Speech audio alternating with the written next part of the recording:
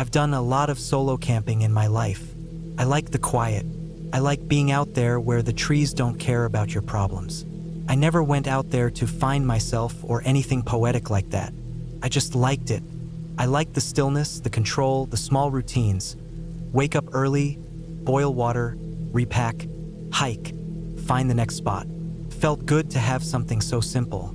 This trip was supposed to be the same. I had a few days off work, and I wanted to get out of the city. It had been a long couple of months. Projects piling up, bad sleep, and the noise of traffic that somehow never stopped at night. I started checking weather patterns and trail conditions 2 weeks in advance, waiting for the right window. It finally came at the start of October. Cold enough to keep the crowds away, but not so bad that the trails were snowed over. I picked a loop trail about 6 hours northeast from me, upstate New York, close to the Vermont border. It wasn't very popular, not especially scenic or famous. Just a long, winding loop through hardwood forests, some shallow river crossings, small elevation climbs, nothing technical. I planned for 3 nights out, maybe 4 if I wanted to linger. I packed my food accordingly. Brought my usual gear, 2-person tent, sleeping bag rated to 20 degrees Fahrenheit, stove, filter, GPS, and a physical map I always keep sealed in a Ziploc. You never know. The first day was smooth. I parked at the gravel lot just after sunrise and hit the trail a little before 8 a.m. The air was cold, crisp. No other cars in the lot. Good sign. The trees were all yellow-orange, shedding their leaves with every breeze. The first 10 miles were quiet, not too steep, and I made camp by a small creek where the ground leveled out. Nothing strange that night. I cooked lentils and rice, read some of an old paperback I'd brought, and fell asleep just after dark. I heard a fox yipping somewhere in the distance once or twice, but nothing close. No animal smells or signs around my tent in the morning. I always check. You learn to. Day 2 was longer, almost 15 miles. There was a long ridge and some blowdowns to crawl over, but it was manageable. My legs were burning by the end of it, but I kind of liked that. I found a clearing just off the trail to the east, shielded by some boulders. Not an official site, but it was flat and dry. Again, nothing weird. Some coyote tracks nearby, but old. I hung my food well away from the tent and settled in. The 3rd day, though, that's when something changed. I took the eastern fork of the loop. The trail narrowed here, not maintained much. Some parts were completely overgrown with deadfall and brush, which didn't bother me. Again, that's the kind of quiet I came for. The deeper I went, the less evidence of people I saw. No boot prints, no wrappers, no cut limbs on fallen trees. This section clearly hadn't seen hikers in a while. I liked it at first. About mid-afternoon, I passed an old hunting blind nailed up into a birch. Looked decades old. The ladder rungs were half rotted, and the platform had half collapsed. But I stopped. I always stop when I find stuff like that. I don't know why, it just makes me think. Someone else had been here. Someone had sat up in that thing waiting for deer, or bear, or whatever, probably freezing their ass off, watching the woods breathe. The sun was starting to get low when I found a decent spot near a dried-up streambed. Still had some puddles I could filter from, though they were muddy. I set up camp. It was quiet. So quiet I didn't even hear birds, which I didn't notice at the time. I cooked a quick meal, tried to get some pages in, and then zipped up for the night around 8. That night was the first time I felt something was off. I woke up sometime after midnight. I didn't check my watch. I just knew it was late from how cold it had gotten. My sleeping bag was pulled tight around my head. I could see my breath in the little headspace left inside the bag. What woke me was this sound. It wasn't loud. It wasn't even that distinct. But it was movement. Something shifting outside. And not a deer. I know how deer move, they're clumsy, but fast. This was slow, careful, like someone trying not to be heard. I didn't move. I stayed zipped up and still. I listened. The sound was maybe 20 feet from the tent. Crunch, crunch. A small step, pause. Another step. Then nothing. The air was still. No wind. Just complete silence. I stayed frozen for maybe half an hour. I didn't hear it again. Eventually, I unzipped the bag a little and listened more, but still nothing. My brain started to rationalize it. Probably a raccoon, maybe even just a branch falling. It happens. Eventually, I fell asleep again. But in the morning, I found something that killed that theory. About 30 feet from my tent, near the path I had come in on, the dirt had been disturbed. Not dug up, not an animal hole, just disturbed, like someone had stepped and dragged their boot sideways. But no full print, just smeared earth, like someone trying not to leave a mark. I checked for more signs, found none. Now here's the part one regret. I didn't pack up and leave. I should have, but I didn't. I had one night left, and I didn't want to waste the trip over one weird sound and a patch of dirt. So I brushed it off, told myself it was nothing, convinced myself. I even laughed out loud, like a fake little chuckle, just to dismiss the feeling in my chest. I stayed on trail, pushed forward, and decided I'd do the full loop and camp one last night before heading back. It was the next campsite, the last one, that things got worse. I hiked about 10 miles that day. The trail was tighter now, barely visible in places. There were no signs, no trail markers. I relied entirely on the map and GPS. Eventually, I found a flat hilltop that seemed like a decent spot. It overlooked the woods below, had a decent tree for hanging my food, and enough cover from wind. I set up, made a fire for the first time that trip, not for warmth, just for comfort. The unease from the night before was still stuck in me. Couldn't shake it. That night, I didn't even try to read. I went into my tent early, zipped it tight, and laid still. I didn't fall asleep. I must have been lying there for 3, maybe 4 hours. I just stared up at the fabric of the tent ceiling, listening. Every crackle of leaves outside set my heart off. I told myself it was just wind, just squirrels, just nighttime noise. But around 2 a.m., I heard something that made my whole body go cold. A sound I hadn't heard in 3 days. A voice, not words, not talking, just a voice clearing its throat. Just once, loud, wet sounding, human. It came from maybe 10 feet outside the tent. Then silence. I didn't breathe. I didn't move. My hands were gripping the inside of my sleeping bag so hard they were cramping. I waited, every muscle locked. There were no footsteps, no more sounds, just that one single throat clear. And then, nothing. Eventually, morning came. I unzipped the tent the moment the light made it safe. My eyes were stinging from not sleeping. My knees popped when I stood. I did a quick circle of the area. Nothing. No footprints. No gear. No animal signs. Nothing disturbed. But I knew what I'd heard. It was a person. No animal clears their throat like that. No wind makes that sound. And now it gets worse. When I went to pull my food bag down from the branch where I'd hung it, it wasn't there. Gone. The branch was intact. No claw marks. No tears in the cord. But the knot had been undone. Clean. Like someone had unlooped it and taken the bag without cutting anything. I didn't eat.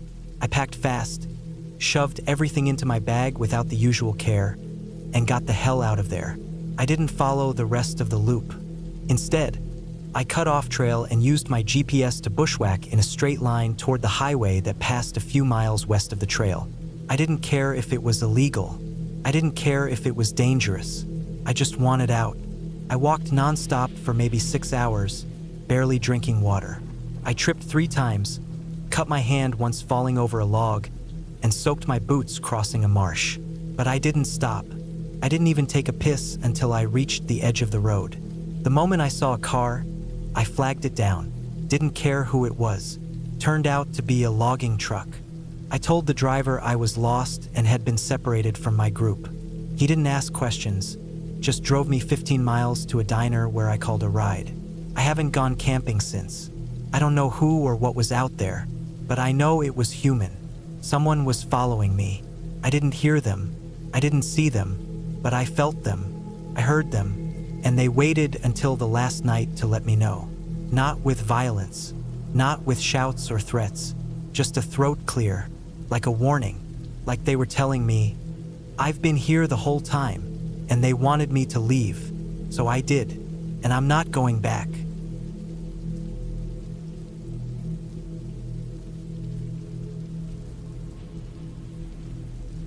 I'd been planning the trip for months. My job had worn me down. Long shifts, endless screens, noise, stress. I needed to get away. So I took a full week off, cleared my calendar, and packed everything I needed into my 65-liter pack. The destination was a stretch of national forest in northern Idaho, a place I had never been to but had read about. It was remote, full of winding trails, dense pine woods, steep ridges, and wide stretches of land with nobody around. Exactly what I wanted. I wasn't a rookie camper. I'd done solo hikes and overnight trips before. I brought the basics: tent, sleeping bag, pad, stove, freeze-dried meals, headlamp, multi-tool, compass, map, extra layers, bear spray, GPS, and a Garmin InReach Mini for emergencies. Cell service was unreliable out there, so I didn't plan on checking my phone. I even told my brother not to expect messages unless something went wrong. That way, nobody would worry if I stayed out of contact. Felt good to do that, to disconnect completely. The first 2 days were perfect. I hiked deep into the forest, miles from the nearest dirt road. The terrain was rough in some places, a mix of steep climbs and narrow trails that weaved through old pine growth, crossing small creeks and rocky outcrops. I didn't see a soul, not a single hiker. That solitude, that quiet, it was the exact kind of peace I was craving. The nights were chilly but manageable. I pitched camp near a wide clearing the first night, then pushed deeper in and set up along a sloping ridge for the second. I had good weather, dry firewood, and calm winds. I'd eat, clean up, hang the food bag, and crawl into my tent, listening to the wind move through the trees until I fell asleep. On the third day, I headed farther west, following a lesser-known trail that climbed gradually up a broad hill. It wasn't on any official map. I'd found mention of it on a backpacking forum. According to a post from a few years ago, the path would eventually cross a narrow ridge and then descend into a small basin with a creek and an old fire watch cabin that hadn't been used in decades. Most hikers avoided the area.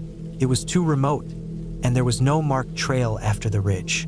That was exactly what pulled me in. I followed the faded path uphill, the trees thinning as I climbed.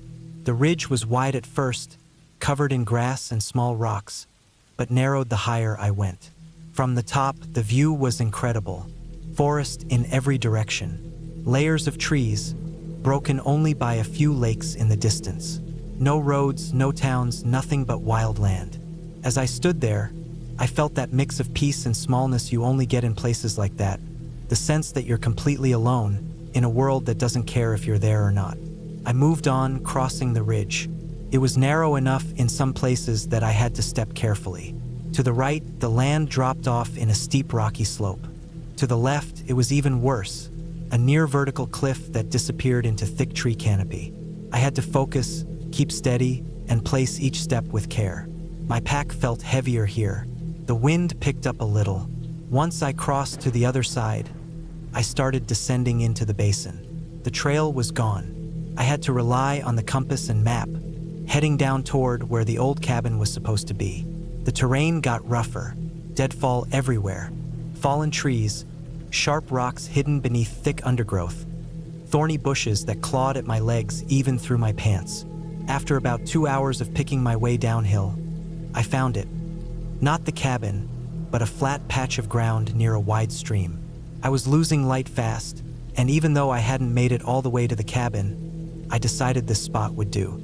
The forest was thick here, darker than it should have been for the hour. Still, the water source was good, and the trees offered shelter from the wind. I set up my tent, made a small fire in a pit surrounded by stones, cooked my dinner, cleaned everything, and stored my food a good distance away in the bear bag. That night, something felt off. I couldn't explain it then, and I still can't now, but the woods were too quiet. I'd camped in a lot of remote places, and there's always some noise: owls, insects, wind, branches shifting. This time it was silent, not peaceful, empty. I kept telling myself it was just my imagination, or that I was tired, but that feeling wouldn't go away. I barely slept that night. I kept waking up every hour, heart pounding, listening. I'd poke my head out of the tent, shine the light around. Nothing, just still trees and that dark stream. But each time I laid back down, I felt like something was near, not watching exactly, just close. By morning, I was groggy and annoyed with myself for getting spooked. I packed up and headed farther down the basin, still following the general direction of the cabin. The terrain got worse. Slippery rock, dense brush, patches of mud that sucked at my boots. I had to bushwhack almost the whole time and progress was slow. Then I found the cabin. It was smaller than I expected. The wood was gray and warped, roof half collapsed. One wall was leaning badly, and the door was hanging off its hinges. The windows were long gone. It looked like it hadn't been touched in decades. I checked it out briefly. Inside, it was dark, damp, and full of old leaves and rodent droppings. Nothing useful. I didn't linger. I set up camp about 100 yards away, near a small rise with a view of the basin. I figured it was my last night out there before heading back up toward the ridge in the morning. The sun went down early, blocked by the tall trees and ridge above.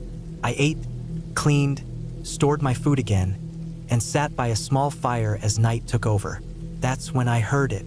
Not an animal, not branches shifting. A sound I can only describe as footsteps. Not loud but steady, like something moving on soft earth. Maybe 30 or 40 feet away. I froze. My first thought was a bear, maybe a moose, but it didn't fit. The pattern was too steady.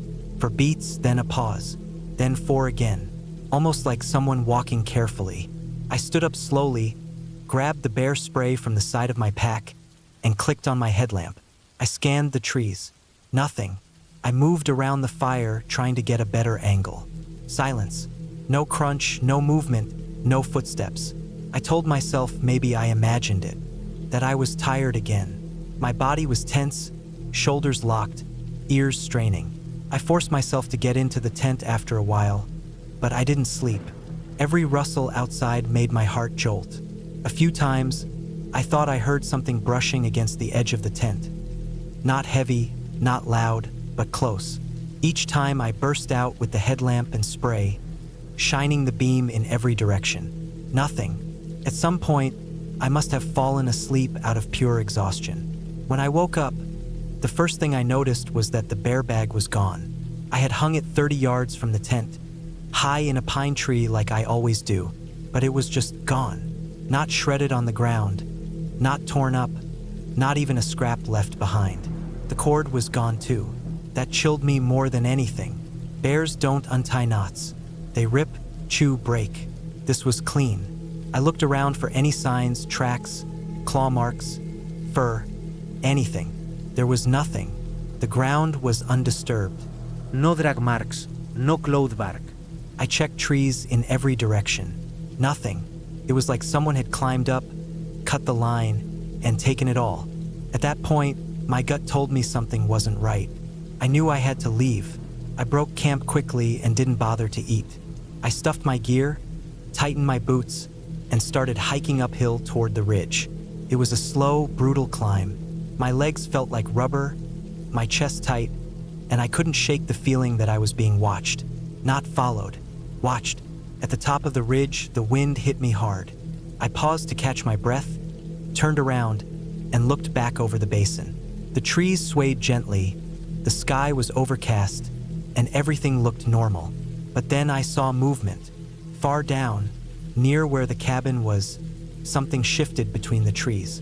I don't know what it was. Not a bear, not a moose. It moved upright, quick, in a way that made my stomach twist. I stared, but it was gone. I didn't wait.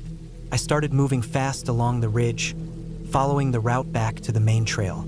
It was slower going than I remembered, and the path was even narrower now, the drop-offs more exposed. Every 20 steps I'd check over my shoulder, sure I'd see something behind me. By late afternoon, I reached the other side of the ridge and started descending. I didn't stop to rest. I didn't stop to eat. I just wanted to get to where I had camped 2 nights before, the spot near the stream and wide clearing. But when I got there, something was wrong again. The fire pit was there, the rock circle I had built, but someone or something had destroyed the rest. The sticks I'd used for the tent were snapped. The area was torn up, like someone had dug through it.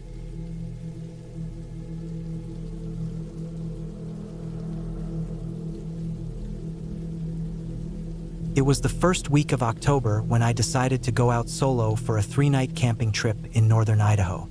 I'd camped in that part of the country before, mostly with friends, but this time I wanted to try something different. I wanted to go alone, completely off-grid, deep into the national forest with no service, no people, and no plan beyond hiking, resting, and maybe fishing if I stumbled onto water.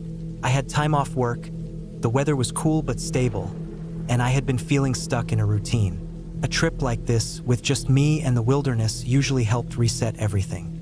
I parked my car at a small, informal pull-out area near a forest access road. Not an official trailhead, just a spot I found on a topo map where an old logging road cut through the trees and looked like it could take me deeper into the woods. The road had deep ruts and was almost overgrown. It looked like no one had driven down it in years, which made it perfect for what I wanted. I brought everything I'd need for the trip in my pack: my tent, a warm sleeping bag, layers of clothing, stove, fuel, water filter, freeze-dried meals, and even a few luxuries like coffee and whiskey. My pack was heavier than I liked, but I knew once I drank the water and ate through some food, it would get better. I didn't follow any trails after the first day. I hiked until mid-afternoon, mostly heading north using a compass and some distant ridgelines as reference. The first night I camped by a small creek, set up under a stand of tall spruce trees. The silence out there was deep. No road noise, no people, just the occasional rustle of wind through branches and the soft rush of water nearby. It was exactly what I wanted. The next day, I woke early and packed up. I kept hiking north, climbing into steeper, rougher terrain. I was aiming for a small alpine lake I saw on my map, Rock Lake. It was in a bowl near a saddle between two ridges. There were no marked trails leading to it, but it looked like the kind of place that might get occasional foot traffic from hunters or serious backpackers. It took most of the day to reach it. The final stretch was steep and required some scrambling, but the view when I crested the ridge and looked down at the lake was incredible. The water was deep blue and still, and the entire basin was ringed by granite and loose scree slopes. There was a wide flat area near the southern shore that looked like it had been camped on before. Just a few signs like flat, packed dirt, and a partial fire ring. I set up my tent there and boiled water for dinner.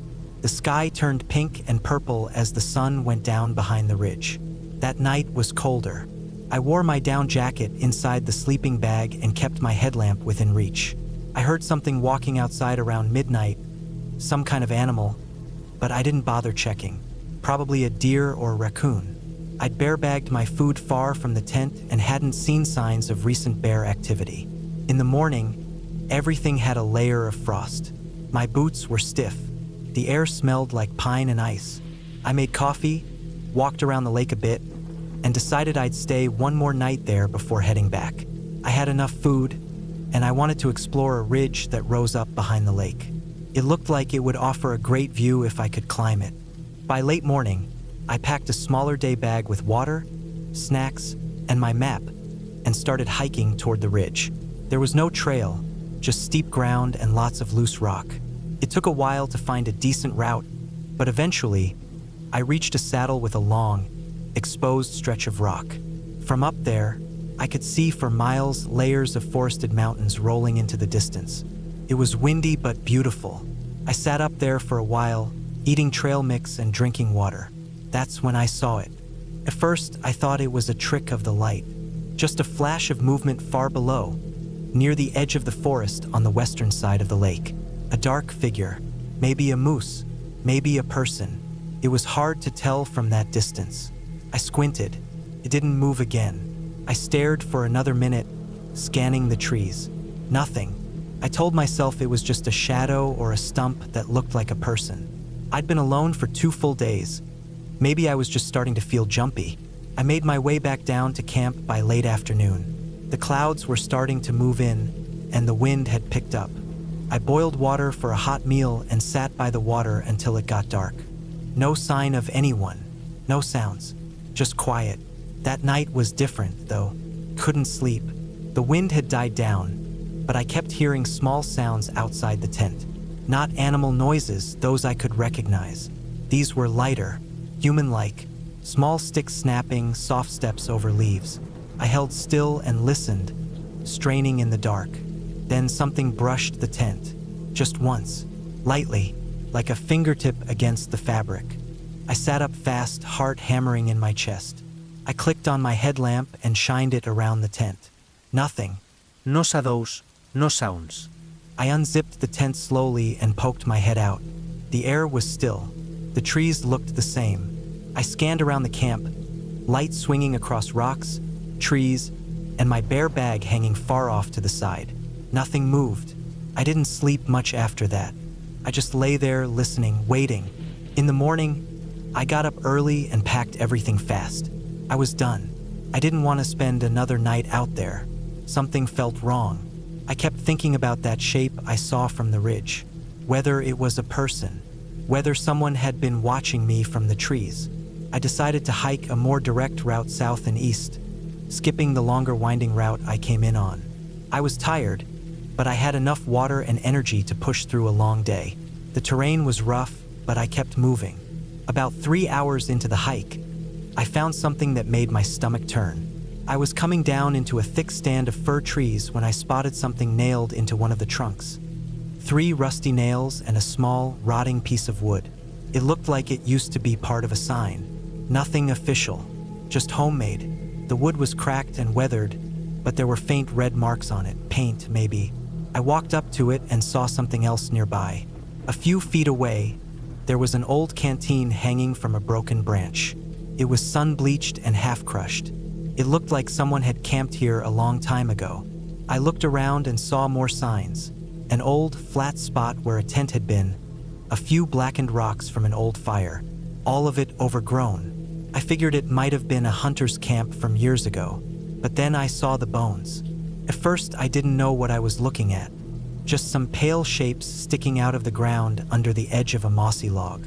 I stepped closer and saw they were clean. Sun-bleached white. A ribcage, partial spine. Animal, I thought, probably a deer. But the longer I looked, the more I wasn't sure. The ribcage looked too wide, the bones too straight. I didn't want to keep staring, but I forced myself to bend down and examine it. I don't know bones that well, but I swear to God they didn't look like deer bones. Too long, too thick. There were no antlers, no hooves, no skull either. Just a partial torso, half buried in dirt and moss. I backed away and didn't stop moving for hours. By late afternoon, I was completely off the map I brought. I tried to take a shortcut down a gully and wound up in unfamiliar terrain. The forest got denser, darker. The light faded early. I knew I wouldn't make it out by sunset. I found a flat area near a stream and made camp quickly, keeping everything close. I didn't eat much. I just sat against a tree with my knife in my hand until it got too cold. Then I crawled into the tent and zipped it up tight. That night was the worst. I couldn't even pretend to sleep. I heard something walking nearby, slow, deliberate steps. Not a deer, not a bear. It moved like a person, stopping and starting, circling, and then it stopped just outside the tent. I held my breath and gripped the knife tighter. I didn't move. I didn't make a sound. Minutes passed. Then it walked away. I lay there for hours, shivering, waiting for morning. When the light came, I packed up and didn't bother cooking. I just walked. I didn't care which direction. I just followed the terrain downward, knowing it would eventually lead to a road or stream or something familiar. By late afternoon, I stumbled onto another old logging road. It wasn't on my map, but I followed it anyway. After another hour, I saw a wooden gate and a sign, National Forest Boundary. I kept walking. An hour after that, I heard a truck. I came out onto a gravel road where 2 forest workers were clearing a downed tree. I must have looked awful, dirty, exhausted, and scared. I didn't explain much, just asked for a ride back to my car. They gave me water and let me sit in the back of their truck. I found my car untouched. I drove straight home and didn't sleep right for weeks. I don't know who was out there or what I saw. I don't know if it was a hunter, a squatter, or someone else. But I know what I heard. I know the feeling of being watched. I know the shape I saw from that ridge wasn't an animal. And I know those bones didn't belong to a deer. I haven't gone camping alone since, and I don't think I ever will again.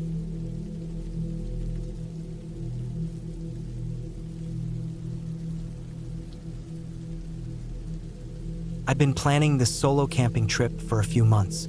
I had some unused vacation time, and after years of putting it off, I finally decided to take a full week off to disconnect. No phone, no internet, just me, my pack, and the trail. I chose a less traveled section of the Bridger-Teton National Forest in Wyoming. I had backpacked alone before, but only for 2 or 3 days at a time. This time, I wanted to stay out for 6 days. I studied topo maps, researched trail reports, watched the weather, and made sure I had everything packed right. My gear wasn't cheap stuff, and I wasn't going into this unprepared. I carried a Garmin InReach Mini for emergencies, had marked all water sources on my printed map, and packed enough food to last longer than I planned. I had a stove, water filter, bear spray, and a solid tent. The plan was to hike in around 12 miles on the first day, set up camp near a high alpine meadow, and use that as a base for the next few days. I'd then move south through a different trail and loop back toward the trailhead. That was the idea anyway. I parked my car near the trailhead just after sunrise. There were only 3 other vehicles there, which didn't surprise me. This trail didn't get as much attention as others in the region. I did a last-minute check on my gear, locked the car, and started walking into the woods. The first 2 days were uneventful.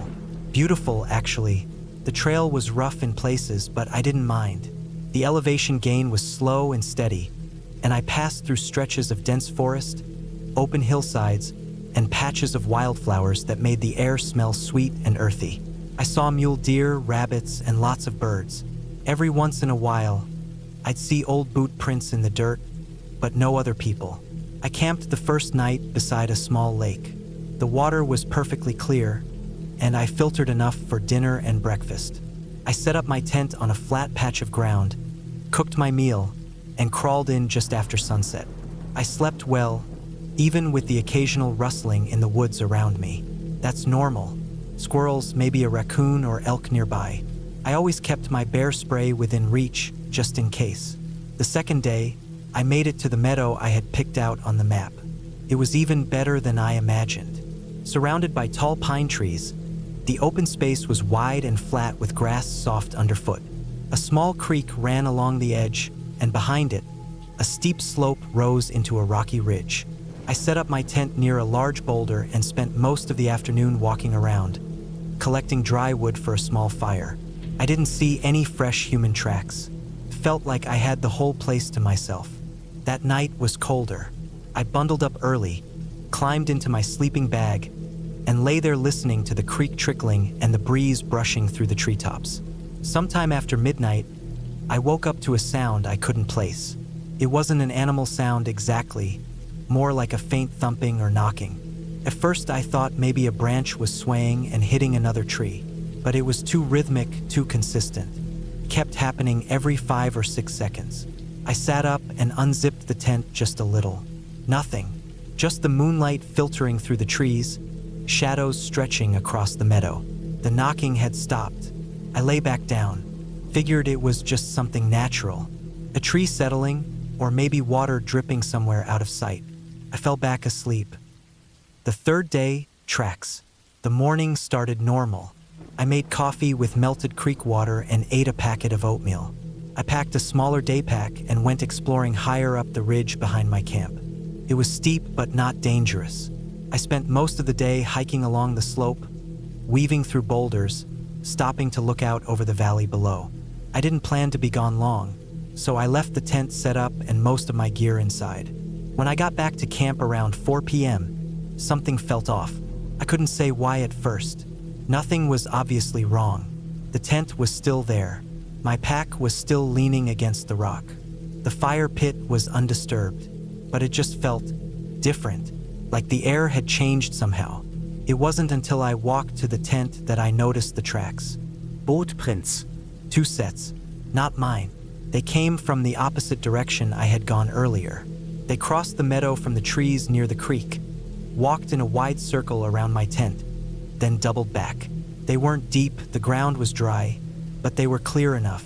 Someone had been here while I was gone. I crouched and looked closer. The prints were similar in size to mine, maybe a bit larger. Hiking boots, not sneakers. The second set was lighter, smaller. I stood there for a minute, looking into the woods, feeling that creeping tension you get when you know you're being watched, even if you can't prove it. I checked my tent. Everything was still there. My food, stove, map, water filter, nothing missing. But now I couldn't shake that feeling. I didn't know if they had just passed through or if they were watching me now from behind the trees. The sun was getting low, and the shadows were already stretching long. I had enough time to pack and move somewhere else if I wanted, but I didn't know where they had come from. I didn't want to walk right toward them by accident. I decided to stay put, but I kept alert. I didn't cook dinner. I didn't want the smell to travel. I just ate a cold protein bar and sat by the tent, watching the tree lean. Every time the wind moved the branches, I jerked my head in that direction. I was jumpy. I stayed that way until full dark. That night, I didn't sleep. The fourth day, the note. When the sky turned pale in the early morning, I climbed out of my tent and checked the tracks again. The ground was dry, and there were no new prints. I told myself it had just been some hikers passing through and that maybe they were just curious. But the tracks had gone in a circle around my tent. That wasn't normal. I made coffee again, but my appetite was gone. I kept looking over my shoulder, trying to listen beyond the normal forest sounds. Around mid-morning, I decided to move camp. I didn't want to stay in that meadow any longer. I packed everything, double-checked I hadn't left anything behind, and took a less defined trail heading west, away from where the boot prints had come from. It wasn't on the map as an official trail, but it looked like an old game path that had been used at some point. I followed it for a few hours, pushing through branches and overgrown brush, until I found another clearing, smaller than the first one and partly surrounded by tall rocks. I pitched my tent there and kept it tucked against the largest boulder. I didn't want it to be easily seen. I didn't even start a fire. I drank water, ate another bar, and climbed onto the boulder to keep watch for a while. The wind was stronger that afternoon, and the clouds started to gather above the ridge. A storm was coming. I climbed down around dusk and crawled into the tent to rest. I must have dozed off, because when I opened my eyes again, it was dark outside, and there was something on the ground in front of my tent. I stared at it through the mesh. It was a folded piece of paper, weighed down by a small stone. I waited, frozen, ears straining, heart hammering. Nothing moved. No footsteps. No sound at all except the wind through the trees. I reached out and pulled the paper inside quickly. It had been torn from a small notebook. On it, in printed letters, "You shouldn't be here." That's all it said. I packed everything that night, in the dark, hands shaking. I used my red headlamp to avoid drawing too much attention. I didn't care how tired I was. Couldn't stay there. I pulled on my boots, stuffed everything into my pack without care, and started walking. I didn't know where I was going exactly, but I had the compass and my map. I figured if I kept heading southeast, I could meet up with one of the trails I had marked. The wind howled through the trees, and branches scraped against each other like bones. I kept thinking I heard movement behind me, footsteps just beyond the reach of my light. I would stop, turn, listen, and hear nothing, but the feeling never left. I knew someone was out there. I walked for almost 5 hours. Around 3 a.m., I stopped near a cluster of downed logs and crouched behind them. I didn't pitch my tent. I just wrapped myself in my emergency blanket and kept low. I tried to sleep, but every little sound made me flinch. I stayed like that until dawn. The fifth day, traps. In the early light, I pulled out my map and tried to figure out where I was. I recognized a creek on the terrain and followed it downhill for a while until I intersected a rough trail. It wasn't marked, but it was clearly used at some point. I decided to follow it. About 2 miles in, I found the first trap. It was a simple wire snare, set up low to the ground between 2 saplings. It was crude but effective. Could have caught a small animal. I stepped around it and kept going. Then I found another. This one was different. A loop of rope stretched across the trail, hidden under leaves. Not for animals. Too high. It was meant to catch a person. I didn't touch it, just stared at it for a long time before slowly backing away. I stepped off the trail and moved through the forest parallel to it, trying to stay hidden. I didn't know who had set it or how long ago, but someone didn't want people in this part of the forest.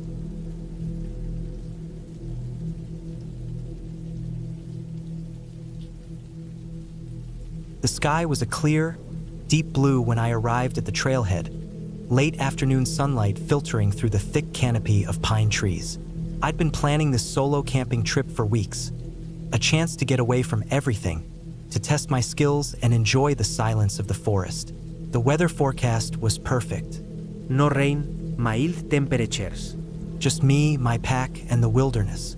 I started down the trail with a steady rhythm, boots crunching over the gravel and dead leaves. The forest was dense here, old trees, thick underbrush, and the kind of quiet that felt heavy. No birdsong, no rustle of small animals. Just the occasional distant creak of branches swaying in the wind. The trail wound upward, steep in places, my pack feeling heavier with every step. I'd packed carefully, everything I needed for 2 nights: tent, sleeping bag, stove, food, water filter. I'd been on many trips before, but I was still cautious. I took my time. About 3 miles in, I found a clearing beside a small creek. The light was soft now, dipping toward evening. The spot was perfect, flat ground, near water, sheltered by trees. I set my pack down and began unpacking. Setting up the tent was routine. Stake down corners, pull the rainfly tight, lay out my sleeping bag. Everything was working fine. The air smelled damp and earthy, with hints of pine and moss. I could hear the creek bubbling nearby. As I prepared dinner, a simple freeze-dried meal rehydrated with boiling water, I noticed something odd. On the far side of the creek, just beyond a fallen log, the forest floor was unusually clear. No underbrush, no fallen leaves, just bare dirt. It looked like something had been moving through there, or maybe even clearing it out. But there were no tracks visible from where I stood. After eating, I cleaned up and settled into my sleeping bag inside the tent. The night was calm. The only sounds the soft burble of the creek and the occasional snap of a twig outside.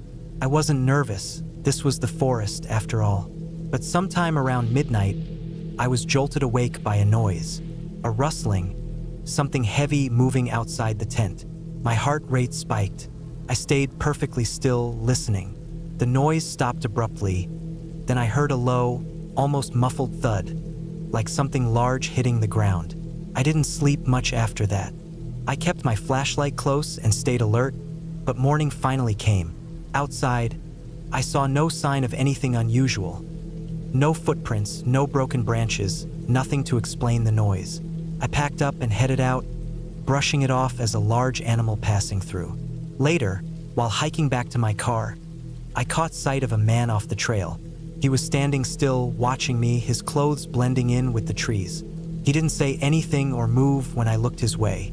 I felt uneasy and kept walking without making a sound. Once I was far enough, I glanced back, but he was gone. That was the start of something worse. The next night, I chose a different spot further down the trail. This place was more open, near an abandoned logging road. I set up quickly as the sun dipped behind the hills. The forest here felt different, less wild somehow, more watched. As I prepared dinner, I noticed something else. My food bag was slightly disturbed, the zipper not fully closed. I was careful with my food, bare canisters, sealed bags, nothing that could attract animals easily. I tightened everything, but unease crept in. The night was colder, and again, I was woken by noise outside the tent.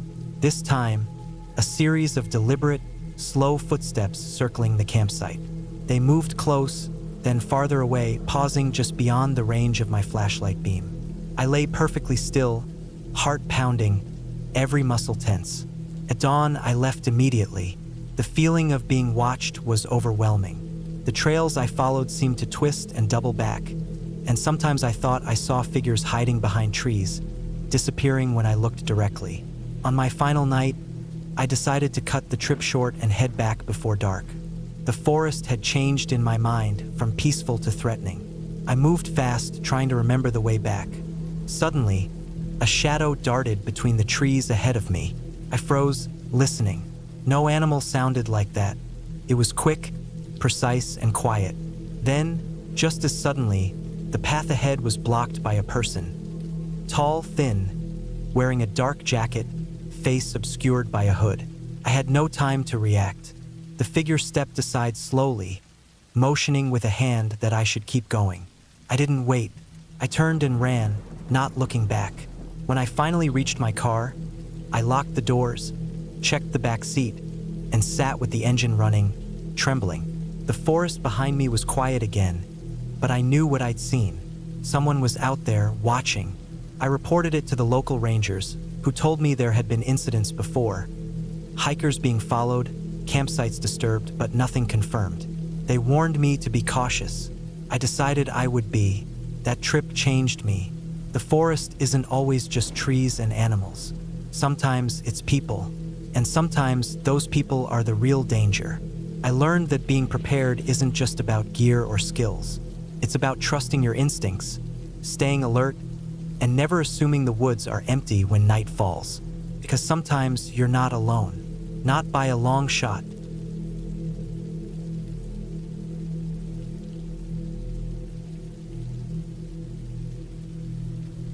I set out on that trip with nothing but my gear, my backpack, and my own stubborn confidence. I had been camping before, nothing fancy, just the usual back-to-nature escapes to clear my head. But this time, it was different. I wanted to challenge myself, something farther from the beaten path. I found a little-known trail deep in a national forest several hours from the nearest town. It was rated moderately difficult, but the remoteness of it was what appealed most. The weather forecast was promising, clear skies, cool but not cold. I packed everything carefully the night before. Tent, sleeping bag, stove, food, water filter, map, compass, flashlight, extra batteries. I double-checked my backpack to make sure nothing was forgotten. I didn't bring a phone, no signal that far out, and I wanted to disconnect. The drive to the trailhead was about 4 hours. The closer I got, the smaller the roads became and the more isolated. I parked on a gravel shoulder, locked my car, and hoisted my pack. The air was crisp, the smell of pine thick and comforting. The trail started easy enough, winding between tall trees with patches of sunlight filtering through the canopy. The first few hours were uneventful. The trail was well marked, though narrow, with the crunch of dry leaves underfoot and birds chirping overhead. I stopped occasionally to check my map, sip water, and adjust my pack. At around the halfway mark, the trail started to climb more steeply. Rocks appeared, roots snaking across the path, demanding more careful footing. My legs burned, but the cool air kept me going. After about 6 hours of hiking, I reached my planned campsite, a small clearing by a stream, shaded by towering firs. I dropped my pack and stretched. The sound of running water was peaceful, and I set to work setting up my tent. The ground was uneven and littered with pine needles, but I found a decent flat spot. I hammered in the stakes and stretched the rainfly tight. Inside, I spread out my sleeping bag and arranged my supplies. I decided to collect water from the stream to boil for dinner and drinking. The water was clear and cold, the rocks slippery underfoot. I filled my water bladder, filtered it, then boiled enough to make some instant oatmeal and coffee. The smell of the coffee brewing was the only thing breaking the silence, aside from the gentle bubbling of the stream.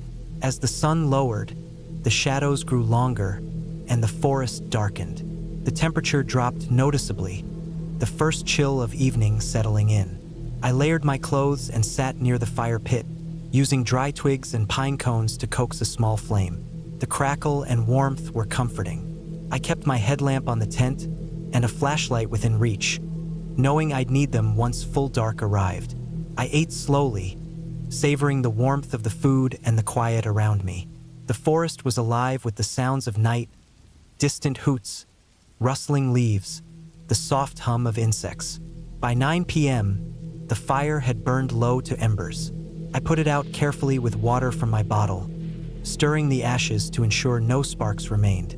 I crawled into my sleeping bag and zipped up the tent, hoping to get a full night's rest. But sleep didn't come easily. Around midnight, I woke suddenly. A faint noise had disturbed the stillness. It wasn't a typical forest sound. No animal calls or rustling leaves, It was more deliberate, something outside, moving slowly but purposefully. I lay still, heart racing, ears straining in the darkness. The tent walls felt thin, and the faint beam of moonlight through the fabric showed shifting shadows.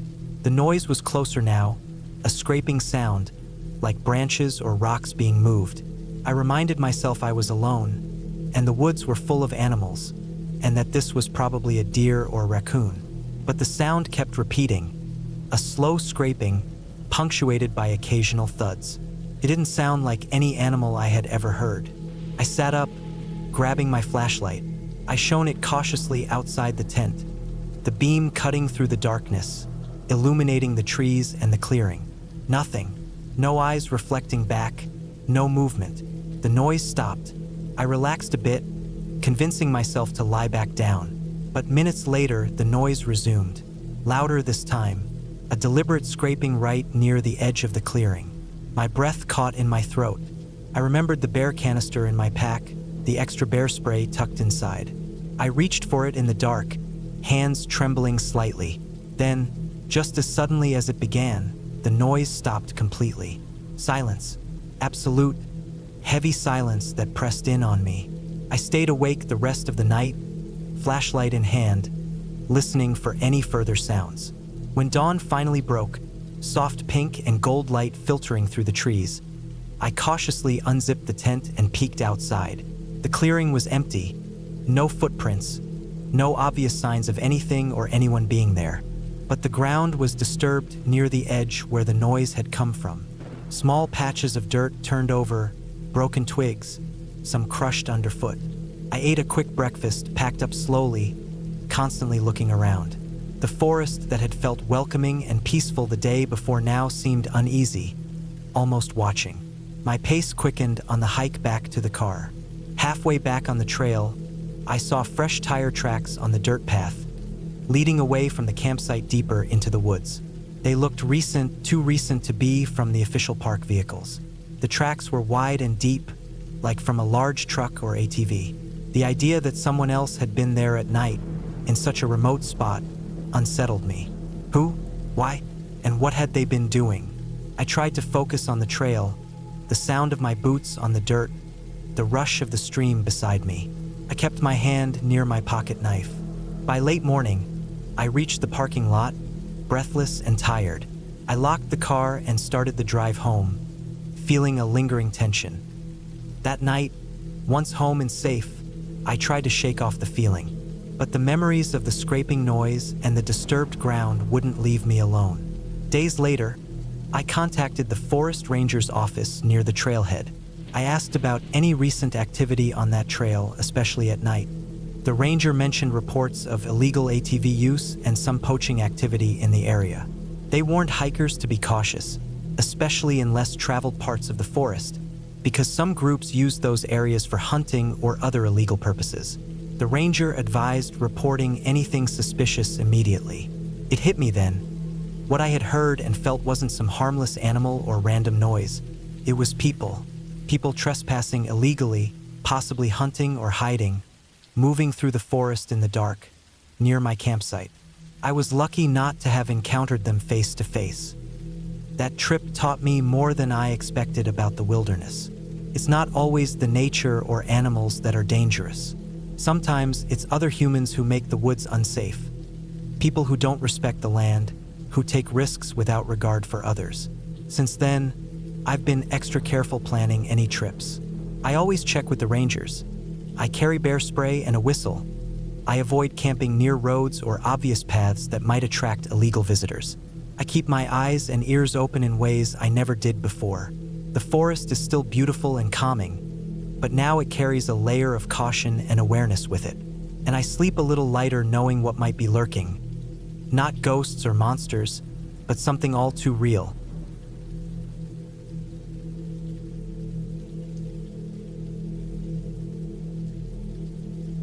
I had always liked the idea of camping alone. The quiet, the escape, the chance to disconnect from everything and just be out there, surrounded by trees and stars. Felt peaceful and free. That summer, I decided to take a trip out to a national forest I hadn't been to before. It was somewhere I had read about online, a bit off the beaten path, with some decent trails and few visitors. I planned it carefully, packed my gear, made sure I had enough food, water, and a map. I told no one where I was going, mostly because I liked the idea of complete solitude. The day I arrived, the sun was warm, and the air smelled like pine and dry earth. I parked my car at the small lot near the trailhead, checked my backpack one last time, and started walking into the woods.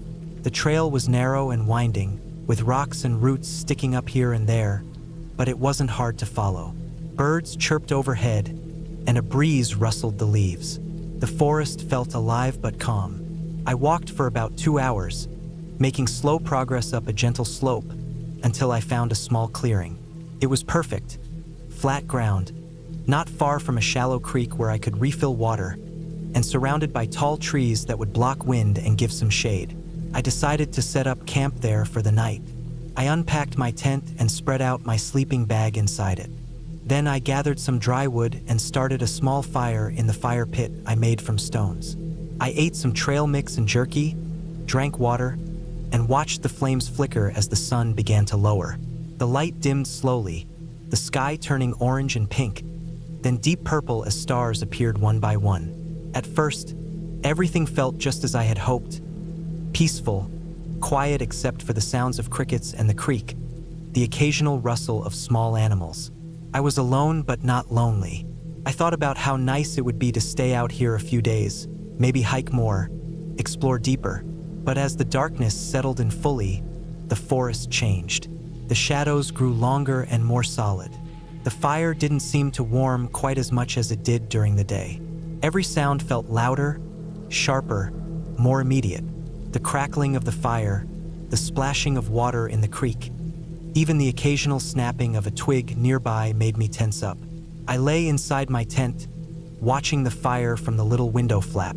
The temperature dropped fast, and the cool night air crept through the thin fabric. I zipped myself in, feeling the cold start to seep into my bones. I tried to breathe slowly, calm myself. Then I heard it, a low, dull thud from the woods beyond the clearing. Not a crack of a branch breaking, but a heavy, muffled sound. I froze, listening carefully. After a few seconds, another thud, then another. They were slow and irregular, like something big was moving quietly but deliberately. My heart pounded. I reminded myself it could be a deer or a bear or maybe a large animal walking through thick undergrowth. Still, it felt off. Too slow, too deliberate. I peeked through the tent flap again. The fire cast orange light on the trees and ground nearby. Beyond the circle of light, the woods were dark and deep. I could barely see past the first line of trees. The thudding noises stopped. But then I heard something else. A low rustling, like branches or leaves being pushed aside, coming closer now. I grabbed my flashlight and shone it out, the beam cutting through the dark. The trees were thick, but I could see nothing moving. I tried to make out shapes, but there was only shifting shadows. I felt a cold sweat on my forehead. I realized I had left my knife outside when gathering wood. Stupid mistake. I was vulnerable. Suddenly, the noise stopped altogether. The forest was silent again except for the creek's gentle babble. I told myself to stay calm. Maybe the animal was just passing through, uninterested in me. Maybe it was a bear, but they usually avoid humans. I had bear spray in my pack, but I was too scared to reach for it. The night dragged on. Every little sound made me jump. At one point, I thought I heard footsteps circling the clearing outside the firelight. My mind raced. Was it a person? Someone else out here? Uninvited? I shone my flashlight around, but the beam only showed empty trees. I was alone, or at least I wanted to believe that. At some point, exhaustion took over. I closed my eyes and tried to sleep, but every creak and crack of the forest kept me half awake. Then, just before dawn, I heard it again. That heavy thudding, but closer this time. Not the slow, careful approach I had heard before, but faster and heavier. Something was moving near the edge of the clearing, pushing through bushes and snapping small branches. I grabbed my flashlight and shone it wildly into the dark. For a moment, I thought I saw a large figure moving just beyond the firelight. Big and bulky, something human-shaped but too large to be a normal person. I scrambled out of my tent, heart racing, and grabbed my backpack. I didn't bother with a fire or cooking gear. I just wanted to get out. The thudding noise grew louder as I ran toward the trailhead. The dirt path slippery with dew and loose rocks. My legs burned and lungs gasped for air, but I didn't slow down. Every step felt like I was being followed. I glanced back once and thought I saw something move in the shadows, but it vanished quickly. I didn't stop until I reached my car, panting and soaked in sweat and cold air. I locked the doors and sat inside, hands shaking. I tried to calm down, telling myself it was just a bear or some large animal curious about my fire. But the way it moved, the sound of its steps, didn't match any animal I knew. I spent a restless night in the car, too scared to sleep or go back to the tent. The next day, I packed everything quickly and left. Driving back down the narrow forest road, I kept checking the rearview mirror, half expecting to see something following me. When I finally reached a gas station and some people, I told them about the noises and the feeling of being watched. They told me the area was known for people living off the grid, squatters, or sometimes violent individuals hiding in the woods. I hadn't thought about the possibility of another person, but it made sense. I realized then that what scared me most wasn't just the dark or the sounds, but the idea that someone else was out there, watching, maybe even stalking. I never went back to that forest. I took some time to process what happened, and eventually, I understood that camping alone can be dangerous in ways I hadn't imagined. Not because of wild animals, but because of other humans. I'm careful now. I never camp alone in remote areas. I tell someone where I am going. I carry my phone, GPS, and more safety gear. And I keep my knife and bear spray close. The forest is beautiful, but it's not always safe. And sometimes, the scariest things aren't monsters or ghosts, but the unknown people lurking just out of sight.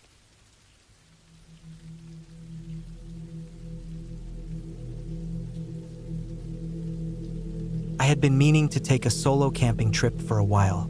Not one of those drive up to a state park and set up by your car kind of things. I wanted the real thing. Just me, my pack, the woods, and no people for miles.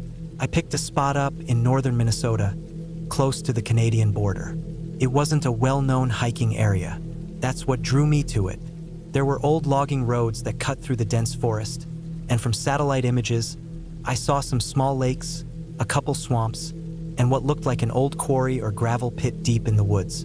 It looked quiet, remote, perfect.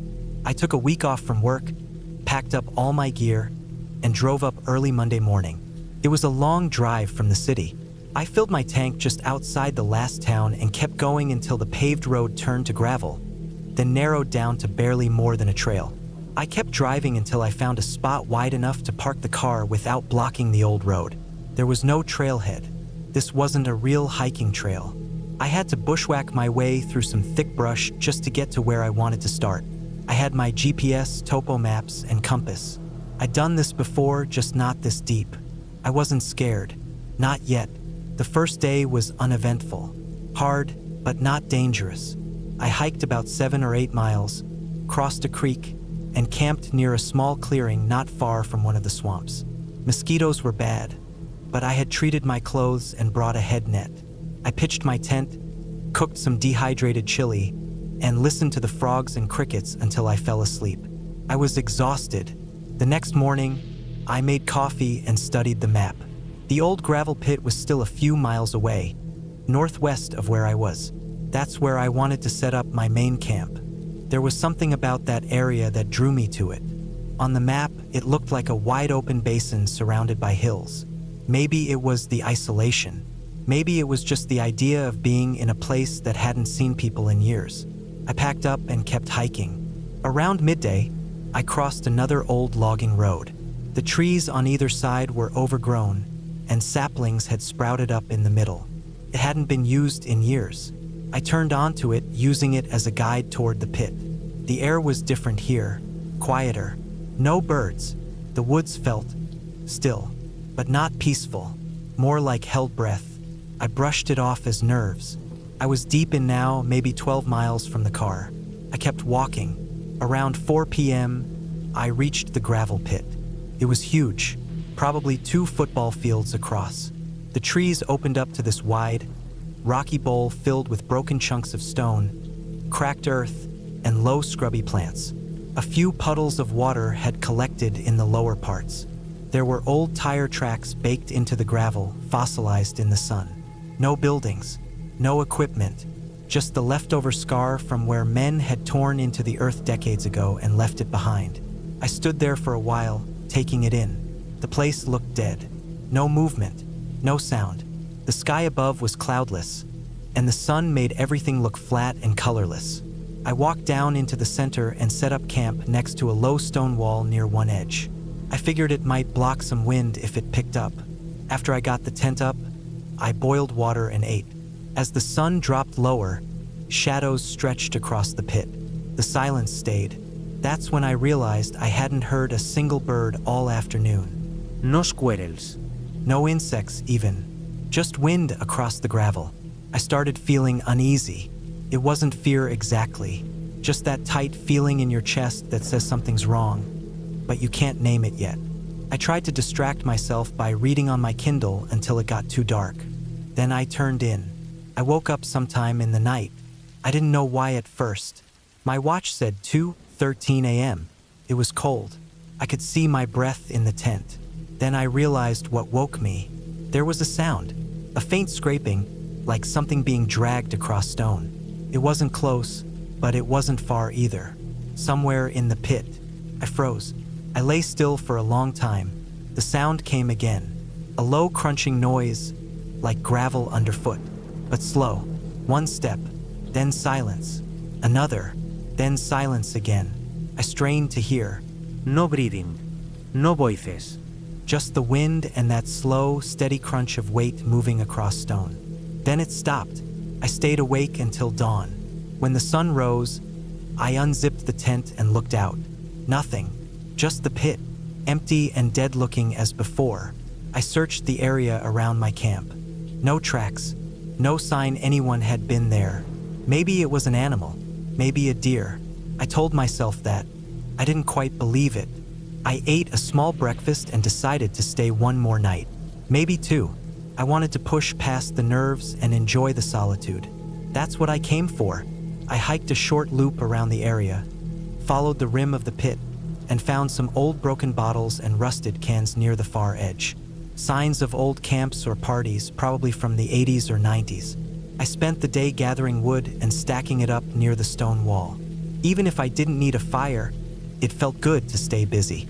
Gave me something to do besides think. Still no animals. Still no birds. That night, I didn't sleep much. The sound came again, closer this time. I didn't move. I just listened. One step, crunch, another, then a pause, then the sound of something dragging, a long, slow scrape over rock. I held my breath, then silence, total silence. I waited. I don't know how long.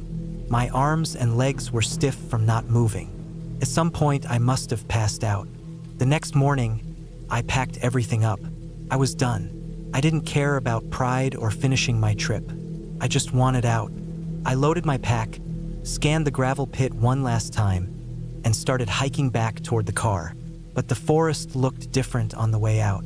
I followed my GPS and compass. Still, nothing felt right.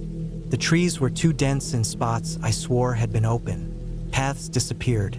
Clearings were gone. I started to feel like I was circling. Around midday, I came across a set of tracks. Not mine. Someone else had walked through here. Boots, heavy ones. Deep impressions in the soft dirt by a stream. I crouched down and touched them. Still moist, maybe a few hours old. I followed them. I don't know why. Curiosity, maybe. Or maybe I just wanted to know who else was out here. The tracks led downhill, back toward the direction of the gravel pit, but a little west. After about a mile, I found something strange. A metal bucket, just sitting there in the middle of the woods. Old, rusted, with a hole in the bottom. Next to it, an old glove, cracked and stiff with age. No reason for either to be out here. I kept walking. About 30 minutes later, I found the cabin. It wasn't on any map. No road led to it. Just this single-story wooden structure with a sagging roof, covered in moss and vines. The door was closed, windows boarded up. Smoke-black stains climbed up the sides near a collapsed chimney. I didn't go in. I walked a wide circle around it, heart pounding, eyes scanning the trees. The boot prints led straight to it, then vanished into the moss at the entrance. I felt watched. I backed away slowly and turned around. I didn't want to be near that place. Not alone. Not with no cell signal, no rescue, no one expecting me for days. I kept hiking faster now. I tried to backtrack using the compass and GPS, aiming southeast toward where I thought the car was. But every time I thought I was making progress, I'd run into something that didn't make sense. A beaver dam where there shouldn't be one. A patch of burned trees. The base of a hill I'd climbed already. I started to think I was going in circles. Around 6 p.m., I made the hard choice to camp again. I was exhausted, and stumbling through the forest at night wasn't smart. I found a high ridge, cleared a small space, and set up my tent as quickly as I could. I didn't eat. I just lay inside the tent, knife in my hand, waiting for night to fall. That night, it didn't take long. The crunching came again, but this time there was more than one set of steps. First one, then a second, then a third. Each slow, each heavy. Crunch, crunch, pause, crunch. Then came the dragging. Metal on rock. Long, slow scraping. They were close now. Too close. I held the knife to my chest and didn't move. Then I heard breathing. Not mine. Low, slow, wet, just beyond the tent wall. I don't remember falling asleep. I think I passed out from fear. When I woke, it was light. The forest was quiet again, but the tent flap was open, unzipped halfway down. I never leave it unzipped. Outside in the dirt were boot prints, at least 2 different sets, and something else. 2 long marks dragging through the earth, as if someone had pulled a heavy pipe or crowbar. I grabbed my gear and ran. No more checking GPS. No more looking.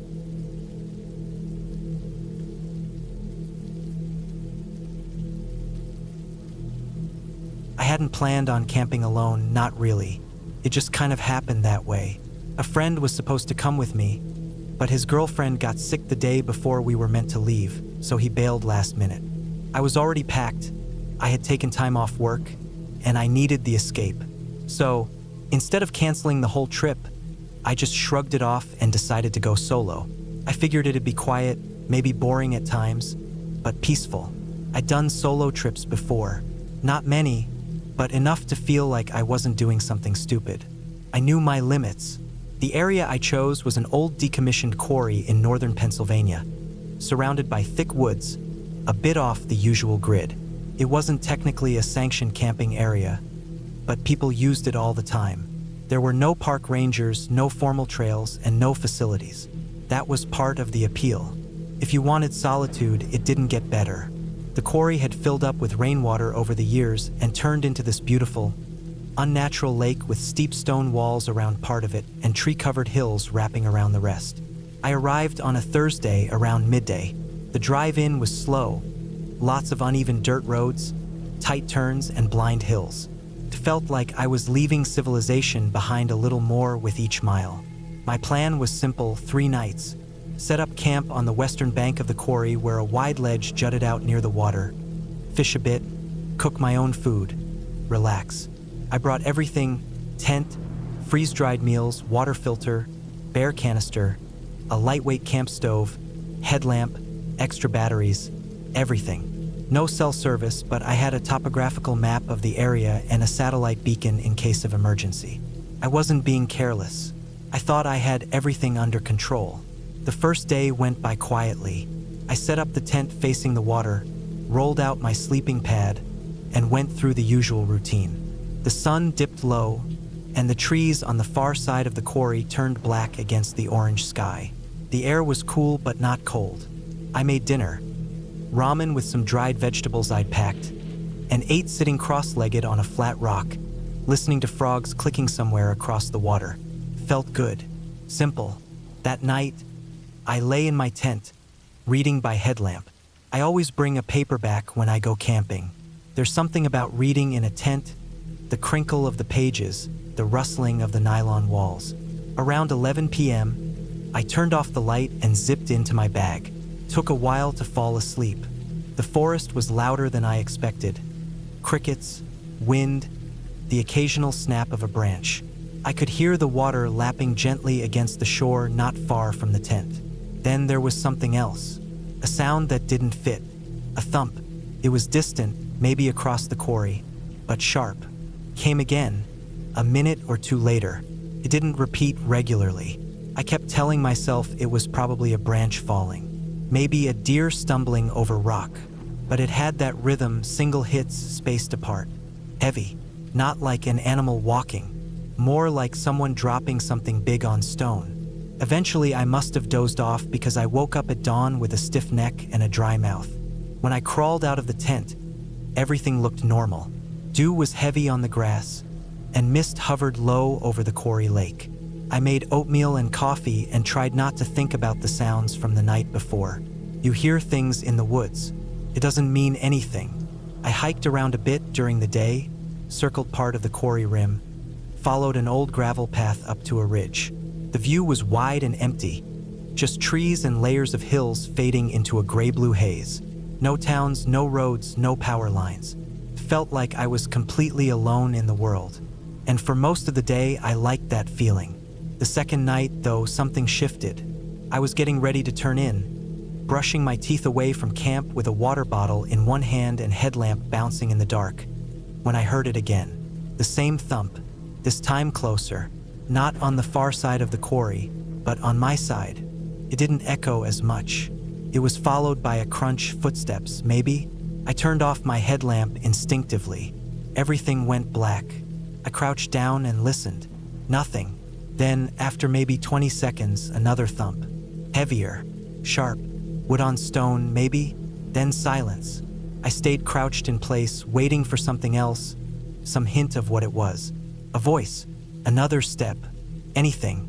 But there was only the wind and the insects. I crept back to the tent, careful with each step. I left the headlamp off and waited inside, fully clothed. I kept my pocket knife nearby. I didn't sleep much. Every little sound outside felt sharp and deliberate, like something was choosing to be quiet, but not completely. The morning came slowly. I crawled out of the tent stiff, sore, and tired. The sun looked dull behind thick clouds. The air smelled damp. I walked a wide circle around my camp, checking the ground. No prints, nothing broken. But down the slope toward the water, about 30 feet from my tent, I saw something that hadn't been there the day before. A piece of wood, maybe 3 feet long, weathered and stripped of bark, just lying on a flat stone surface near the edge of the water. It wasn't broken off from any nearby tree. I checked. It looked like it had been placed there. That entire day I felt on edge. I kept looking over my shoulder. Every bird call made me flinch. I kept my knife in my pocket even while boiling water for lunch. Around noon, I made a decision. I wasn't going to stay the third night. I'd leave in the morning. I didn't want to pack up in the dark or hike out at night, so I told myself I'd just tough it out one more time, then get out early. When the sun started setting, I built a small fire, not for cooking, just for the light. I sat near it with my back to the tent, trying to focus on the heat on my face, the smell of smoke, anything other than the feeling that I was being watched. The shadows stretched long, and I realized that my ledge had only one clear approach. Everything else around it was steep, rocky slope. Only one direction someone could come from without making a huge racket. I moved my chair to face that way just in case. When it got fully dark, I put out the fire and got into the tent. I didn't take off my shoes. I didn't unroll the sleeping bag. I just sat, knees up, knife in hand, listening. Started again just past midnight. Thump, closer, another thump. I couldn't tell the exact direction, but it wasn't far. Then a sound I hadn't heard before. Not a footstep, a scraping, like something dragging across stone. Then silence. I held my breath so long my chest started to burn. I forced myself to breathe through my nose, slow and quiet. Then something brushed the side of the tent. Not hard, not fast, but just enough to press in the fabric. Like a hand. I didn't move. I sat there until I couldn't sit anymore. When it was clear nothing else was happening, I slowly reached for the zipper. I pulled it down just an inch. Listened. Nothing. Then a bit more. Still nothing. I eased out, keeping low. There was no moon, just stars. I turned on my headlamp and scanned the clearing. It lit up the rocks and grass in a cone. Everything outside that cone pitch black. I saw nothing. No movement. No person. But I did see something else. On top of my bare canister, placed right in the middle of the lid, was a small, smooth stone. Clean, white, out of place. I had stored the canister away from camp, about 50 feet downwind. Whoever or whatever put that rock there had found it, walked to it, and chosen to leave a sign. That's what it felt like, a sign. I didn't go back into the tent. I gathered my bag, slung it over my shoulders, and walked. I didn't wait for morning. The trail back was hard to follow in the dark, and I had to stop often to check my bearings. My legs were stiff, and every few steps I'd hear something behind me. A twig snap, leaves shift, maybe just my mind playing tricks. I kept checking behind me, expecting to see movement in the dark, but there was never anything there. Still, I didn't stop moving. It took me 3.5 hours to get back to the trailhead. When I finally saw my car, I nearly ran. I threw my pack in the back seat and didn't even bother changing my shoes. I started the engine and drove, bouncing over the dirt road, headlights shaking with every pothole. I didn't stop until I hit a paved road and had service again. I pulled over, checked my phone. No messages. Nothing missed. I never called the police. I didn't know what I'd say. Nothing had been taken. I hadn't seen anyone. There was no threat, not technically. But someone was out there, watching, waiting, leaving things, making sounds. And they knew I was alone. I haven't been camping since. I still go on day hikes, but never too far and never without other people. That feeling, being hunted or at least stalked, isn't something I want to feel again. And every now and then, when I close my eyes, I still see that smooth white stone. Clean, cold, out of place.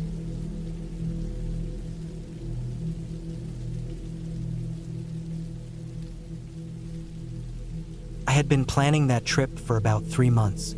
Work had been grinding me down slowly, the same way water eats into stone. Little by little, day after day.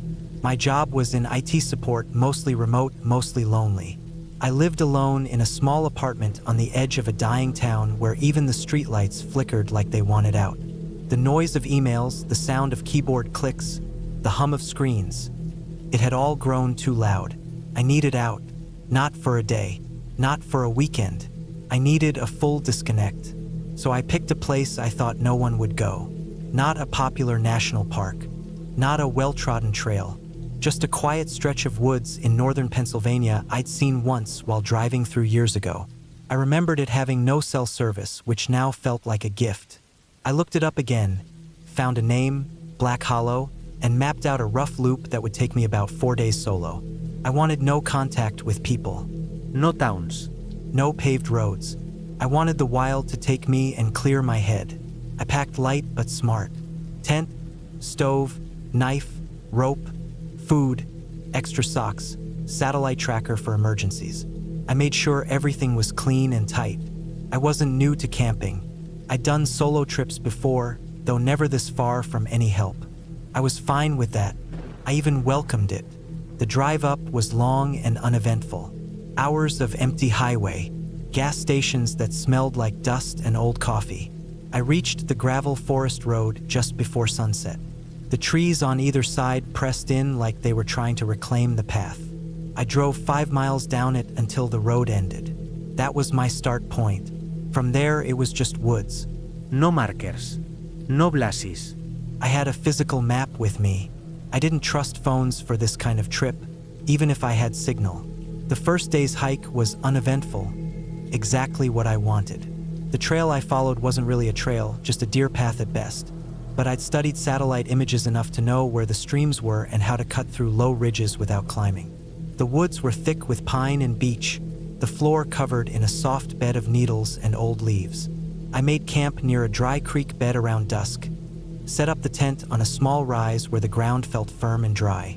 I didn't even hear a plane overhead that night. It was pure silence. By the second day, the silence started to get to me in small ways. I'd hear the crack of a stick and my body would tense. A branch scraping my tent in the wind felt like something brushing against it. But that's how it always is the first day or two. Your mind plays tricks. I ignored it, focused on the rhythm, walk, eat, sleep.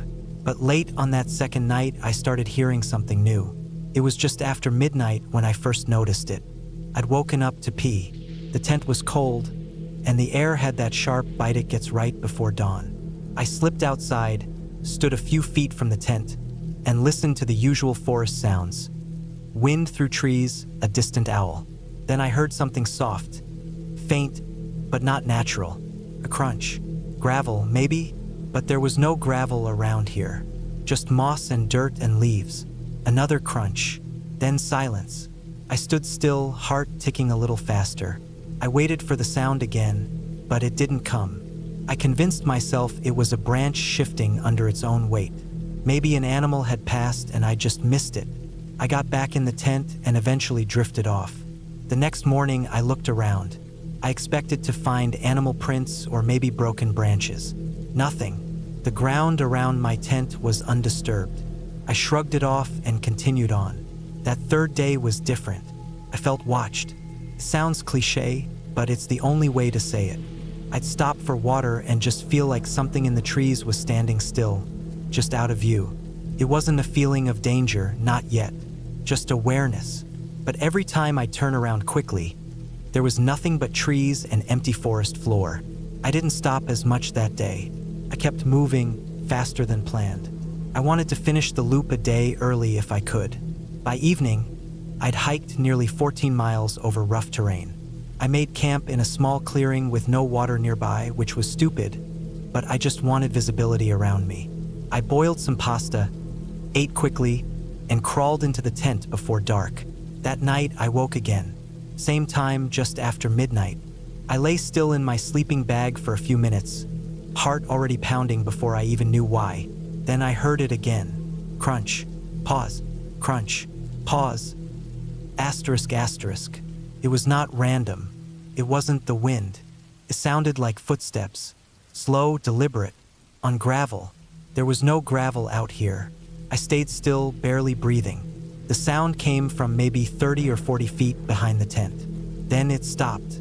A long silence followed, maybe 5 minutes, maybe 10.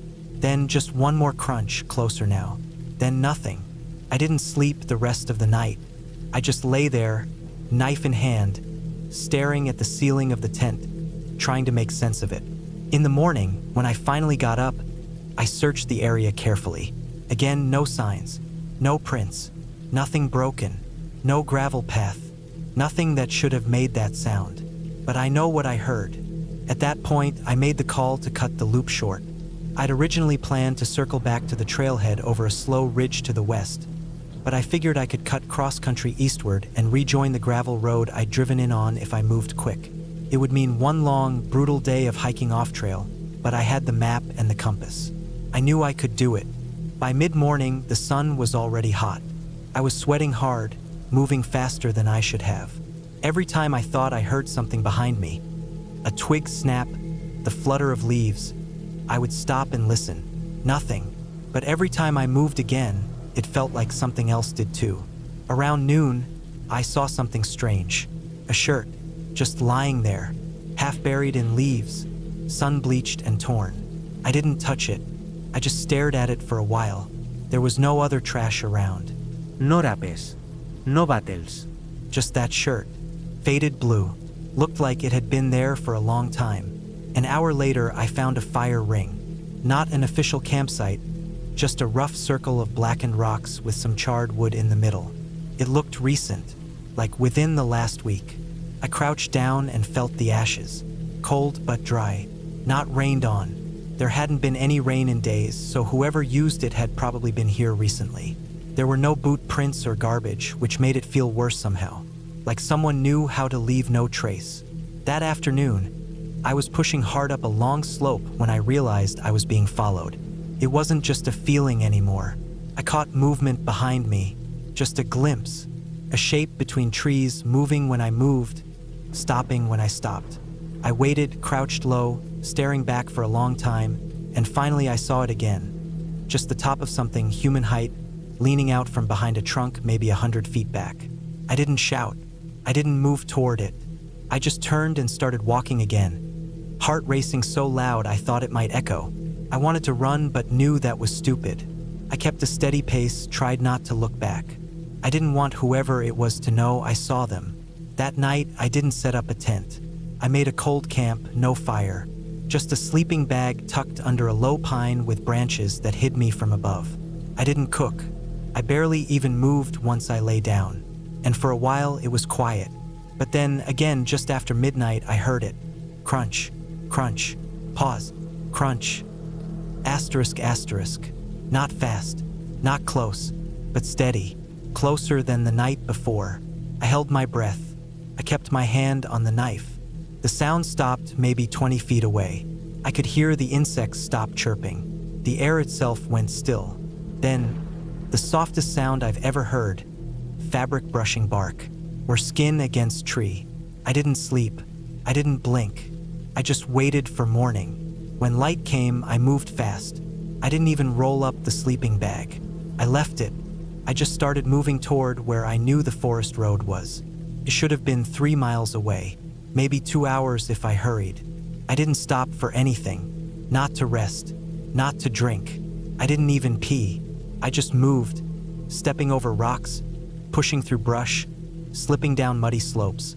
Then, at one point, I looked up and saw something on a tree, a rope, not tied to anything, just a short length of it, hanging from a branch, frayed at the end, about shoulder height. Someone had cut it. Recently. I didn't even pause. I kept moving, legs shaking now from exhaustion and fear. The woods felt tighter, like they were funneling me into something. The light dimmed under thicker canopy. Everything felt more still than it should have. Then I saw it. The gravel road. I don't think I've ever felt relief like that before. It was a thin ribbon of pale gray stretching between the trees. My car was still miles down the road, but I didn't care. I just needed to be on it. I stepped out of the brush and onto the gravel and froze. Footprint.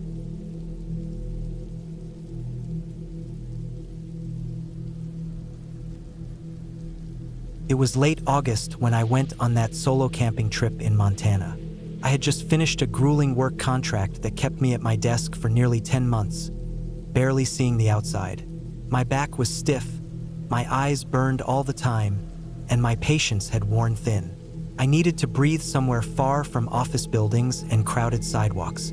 I didn't want a vacation in a cabin or some manicured campsite with running water and picnic tables.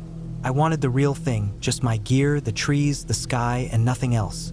I picked an area in the Lewis and Clark National Forest. It was far from any popular campground or hiking trail. I used a combination of topo maps and Google Earth to scout an area that seemed remote, with decent terrain, a few small streams nearby, and enough open space to pitch a tent. The plan was simple. Hike in about 7 or 8 miles, make camp, spend 3 days completely off-grid, and then hike back out. I told my brother about the general area I'd be in, nothing exact, just enough for safety. I wasn't trying to get myself lost. I had done backcountry hikes before, I had a Garmin in reach in case of emergencies, and I brought enough supplies to last me 5 days if I had to stretch it. I got to the forest road early that morning. The last stretch was rough gravel that narrowed until it was barely wide enough for my SUV. I parked at the base of an old service path, barely visible unless you knew to look for it. The air was cool and quiet when I stepped out. No wind, no cars in the distance, no planes overhead, just birds and the rustle of trees. I packed my bag, did one final gear check, locked the car and started walking. The hike in was uneventful. The terrain started out flat, gradually turning into soft ridgelines and valleys, nothing too steep. I passed some old logging marks on trees but saw no people or signs of recent travel. No boot prints, no tire tracks, not even trash. The silence out there was so thick I could hear myself breathing. Around mid-afternoon, I found a good spot near a bend in a shallow stream. There was a flat clearing about 30 yards from the water, just enough space to pitch my tent and hang food. Trees surrounded the spot like a half circle. Felt sheltered, but not boxed in. I set up camp. First the tent, then my bear hang about 100 feet away, and finally I started a small fire to boil water for dinner. I sat on a flat rock and ate slowly, enjoying the feeling of being away from everything. I remember thinking, this is what peace feels like. That night, I crawled into my sleeping bag and lay still for a long time, listening to nothing but the sound of crickets and the occasional splash from the stream. Around 2 a.m., I woke up. I didn't know why. I just opened my eyes to darkness and this weird stillness. The crickets had stopped. That struck me right away. Silence in the woods at night always means something. Sometimes a predator, sometimes just a weather shift. I stayed still for a minute, then sat up. My tent was closed. No wind, no rain, no rustling trees. I lay back down and waited. After a while, the crickets started again. I must have fallen back asleep because I woke again with sunlight coming through the tent walls. Everything looked normal. I chalked the night up to nerves and got on with my day. I hiked around a bit, gathered more wood, filtered water, made some notes in a little journal I brought. Around mid-afternoon, I sat down against a tree and just listened. It's weird how loud the forest gets when you really sit still. Birds, bugs, the constant shifting of leaves, woodpeckers in the distance. It's like a symphony of background noise that your brain eventually tunes out. That second night, I made dinner and sat by the fire until the light started to die. I crawled into my tent around 9. I had this weird urge to zip it completely shut. I don't usually do that, I like a bit of airflow, but something just felt better with it sealed tight. Again, sometime after midnight, I woke up. Again, no crickets. I held my breath and listened. The sound I heard was so faint I wasn't even sure if it was real. It sounded like a footstep, just one, in the dirt or maybe leaves. Not close, just there. I didn't move. I stared at the tent ceiling like that would help me hear better. Then, after a minute or so, I heard it again. One more step. Still far, but closer than before. Now my heart was hammering. I know the sounds animals make, and this wasn't four-legged. It was one single step, heavy, like someone trying to be quiet. I sat up slowly, reached for my flashlight, but didn't turn it on. I kept listening. Then came 2 more steps. Same weight, same slow rhythm. I clicked on the flashlight, pointed it at the tent wall. Nothing. I didn't want to unzip it. I just stayed frozen, waiting. The sound stopped. Minutes passed. Still nothing. I stayed awake the rest of the night. Eventually, the crickets came back. In the morning, I unzipped the tent and stepped outside. I did a slow walk around the site. The ground here was soft, years of pine needles and dirt. Easy to miss a print. But about 10 feet from my tent, there was a spot where the leaves looked brushed aside. Just one. Not a full boot print, not definite, but it stood out. I didn't want to let paranoia ruin the trip, so I made coffee and sat by the stream for a while, trying to calm down. I was still set on staying one more night. I told myself it could have been a deer, could have been anything. But to be safe, I reinforced my food hang and stacked some rocks around my tent perimeter. Just enough that if someone walked close, I'd hear them kick one. That day, I didn't wander far. I stayed within eyesight of my camp and checked my Garmin a few times. No messages, no alerts, no weather shifts. Everything looked normal, but I had this growing unease in my stomach that I couldn't shake, like I was being watched. Every time I turned around, I expected to see someone standing behind a tree. I never did. That night, I kept the fire going later than usual. I sat with my back against a thick tree, watching the dark. Every now and then I thought I heard movement, but I couldn't tell what direction it came from. Finally, I let the fire die and crawled into the tent. I kept the flashlight in my hand. I don't know what time it was when I heard it again, maybe 1 or 2 a.m., but this time it was clear. Several slow steps, not running, not rushing, just walking, one after another, this time much closer. I sat up, flicked on the light, and then I heard the unmistakable sound of someone stopping just outside the tent. Not an animal, not even a question. They stood there, I could hear them breathing. I didn't move. I didn't even blink. My mouth was dry, my hands clenched tight around the flashlight. I didn't want to make a sound. I was just hoping maybe they would go away. Maybe they thought I was asleep. Minutes passed. I counted them in my head. 5, then 10, maybe 15 minutes. And then, dirt. The sound of a hand brushing dirt. Slow, deliberate, like someone scraping their hand over the ground just inches from the tent wall. Not digging, just brushing. I don't know how long that went on. I just sat frozen in my sleeping bag. Then it stopped. No footsteps. Just nothing. At some point, I must have blacked out from fear or exhaustion because I woke up with daylight filtering in. I leapt out of the tent and scanned everything. Whoever it was, they were gone. But they had been there. I found drag marks in the dirt.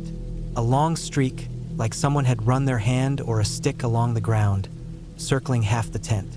I saw another one leading away into the woods. That was the moment I decided I was done. I packed everything up in under 10 minutes, barely even drank water. I just shoved everything in the pack, killed the fire pit with my leftover water, and left. The hike back was brutal. Every sound behind me made me whip around. I kept thinking I saw someone through the trees. Never a full figure, just the kind of glimpses your brain turns into threats when it's already in panic mode. I didn't stop to eat. I barely stopped to rest. By the time I got back to the SUV, I was soaked in sweat and shaking. There was something else that made my stomach flip when I got there. My driver's side mirror was tilted down. Just that. No scratches, no broken windows, no signs of tampering. Just the mirror adjusted like someone wanted to see the ground or maybe their own face. I never do that. I know how I leave my mirrors. I got in and drove. Fast. Didn't even stop at the ranger station. Just straight back to town. I didn't sleep for 2 days. I filed a report a week later, vague but enough to say I felt threatened.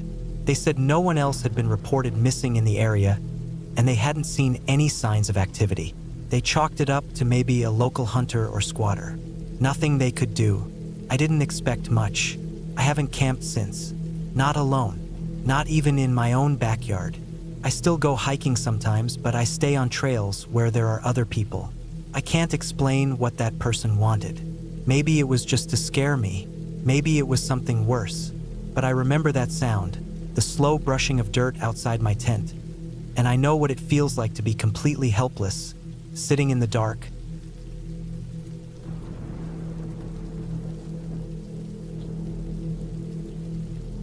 I had planned the trip for months. It was supposed to be a straightforward weekend camping trip in the backcountry. Nothing fancy, just me, my tent, and some trails. I wanted to get away from everything. The city noise, the constant buzz of people, the endless screens, and just be alone with nature for a couple of days. I had done a fair amount of camping before, nothing extreme, but enough to know what I was doing. I wasn't a rookie, but I also wasn't an expert. I picked a spot in a remote section of the forest several miles from the nearest trailhead. The area was known for its dense trees, uneven ground, and the kind of silence you don't find near roads or towns. I had a topographic map, a compass, and enough supplies to last me 2 nights.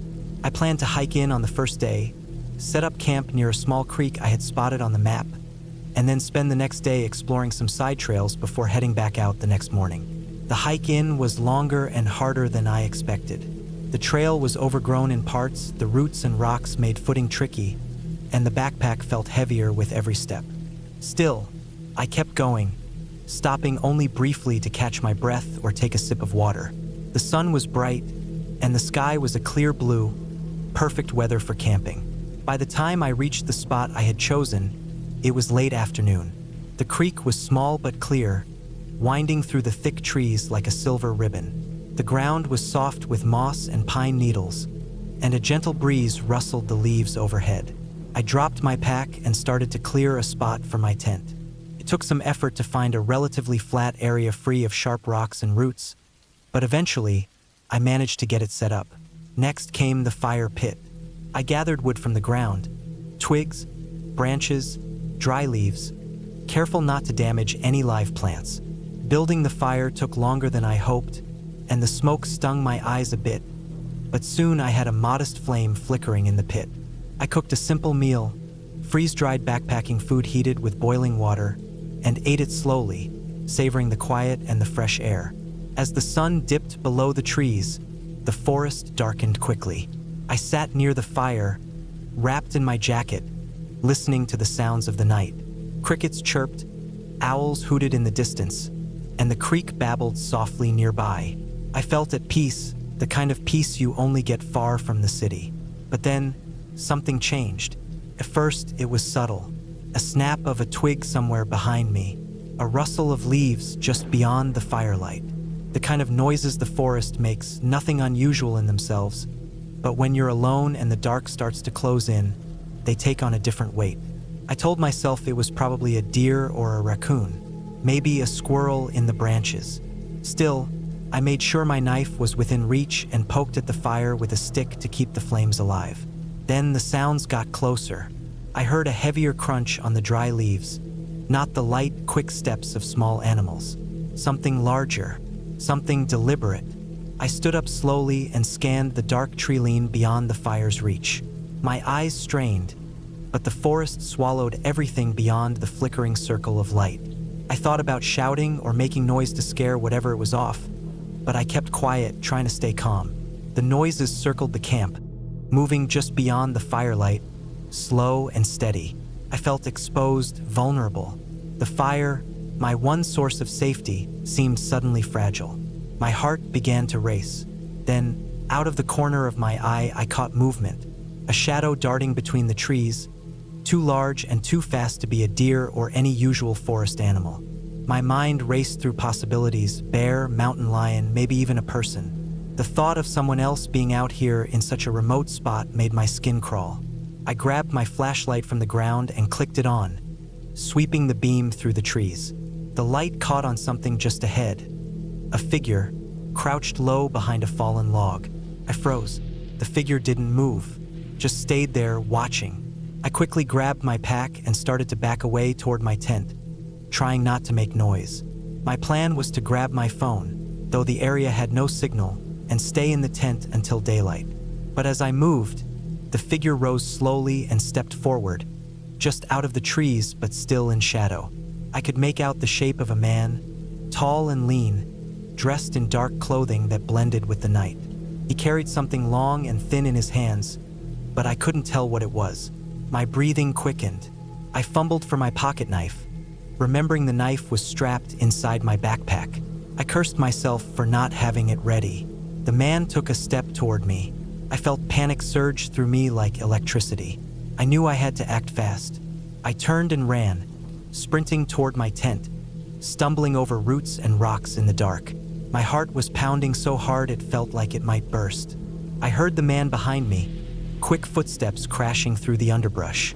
I reached my tent, threw open the flap, and dove inside, fumbling to zip it shut behind me. I grabbed my flashlight and shined it out the opening.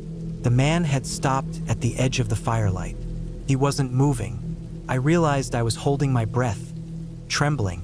Then he stepped forward again, slowly, raising the long object. My light caught it clearly. It was a rifle. The man pointed the rifle toward my tent. I felt frozen, helpless. I remembered my emergency whistle, clipped to my backpack.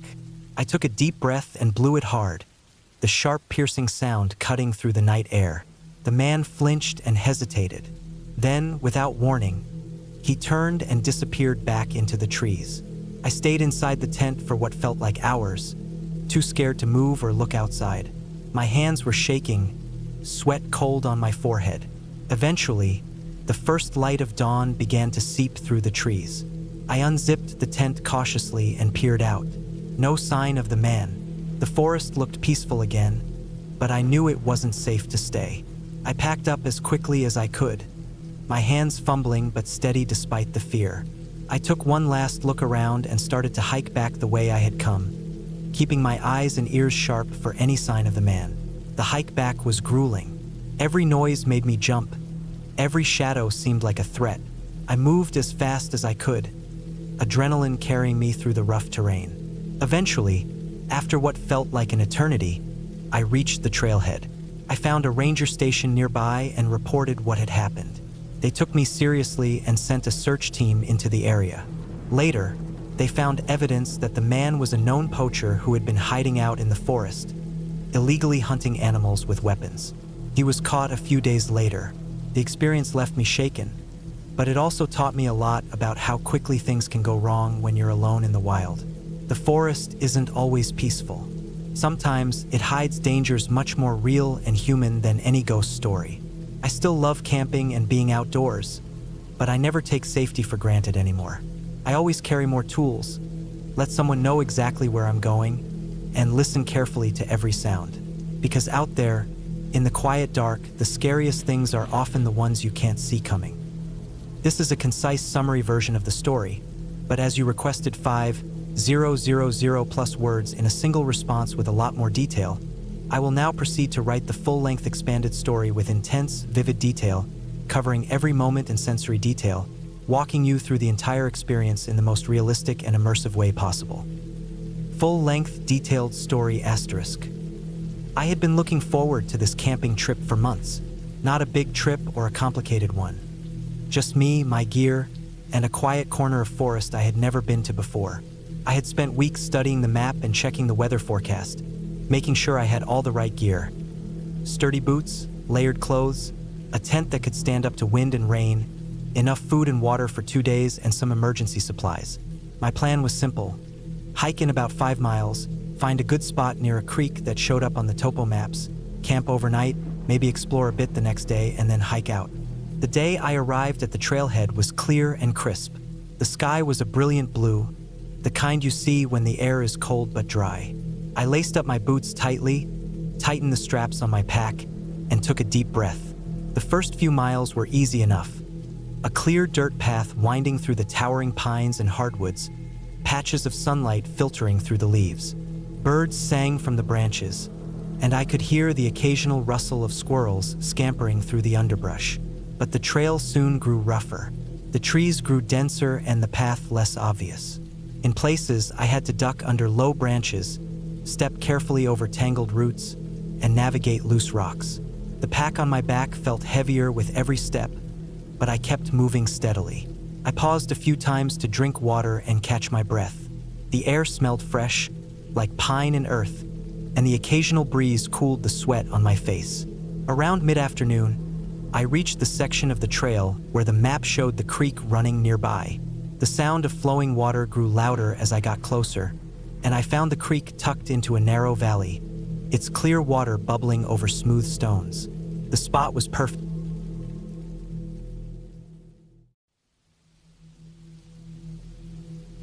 It was early October when I decided to get away from the city for a few days. I had been buried under work and noise for months, and the urge to just disconnect had been gnawing at me relentlessly.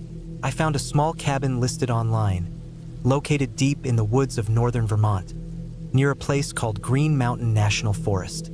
The pictures showed a rustic wooden cabin, isolated, surrounded by thick trees that promised solitude and quiet. No electricity, no cell signal, just the basics and nature. Exactly what I needed. I packed my gear carefully. A sleeping bag rated for cold weather, a heavy-duty flashlight, extra batteries, a small stove and propane tank, canned food, water purification tablets, a first aid kit, and a basic hunting knife. I figured I'd spend the days hiking and exploring, and the nights just sitting by the fire, reading or listening to the silence. I was mentally prepared for the isolation. I'd been camping before and knew what to expect, but nothing about this trip prepared me for what happened. I arrived late in the afternoon. The drive itself was long and winding, taking me off the main highway onto dirt roads that slowly deteriorated into barely marked trails. The GPS signal faded almost completely once I turned onto the final stretch. I was careful not to rush, watching the trees close in on either side of the narrow track. Eventually, the road opened into a small clearing where the cabin sat, squat and weathered but sturdy. The porch sagged a little under the weight of years of weather, but the structure seemed sound. A woodpile lay stacked neatly by the side, and a thin wisp of smoke curled lazily from the chimney, signaling someone had been here recently. That was the first odd thing. The listing said the cabin was unoccupied, and I hadn't been told anyone else would be there. But no one greeted me when I stepped onto the porch. I checked the door. It was unlocked.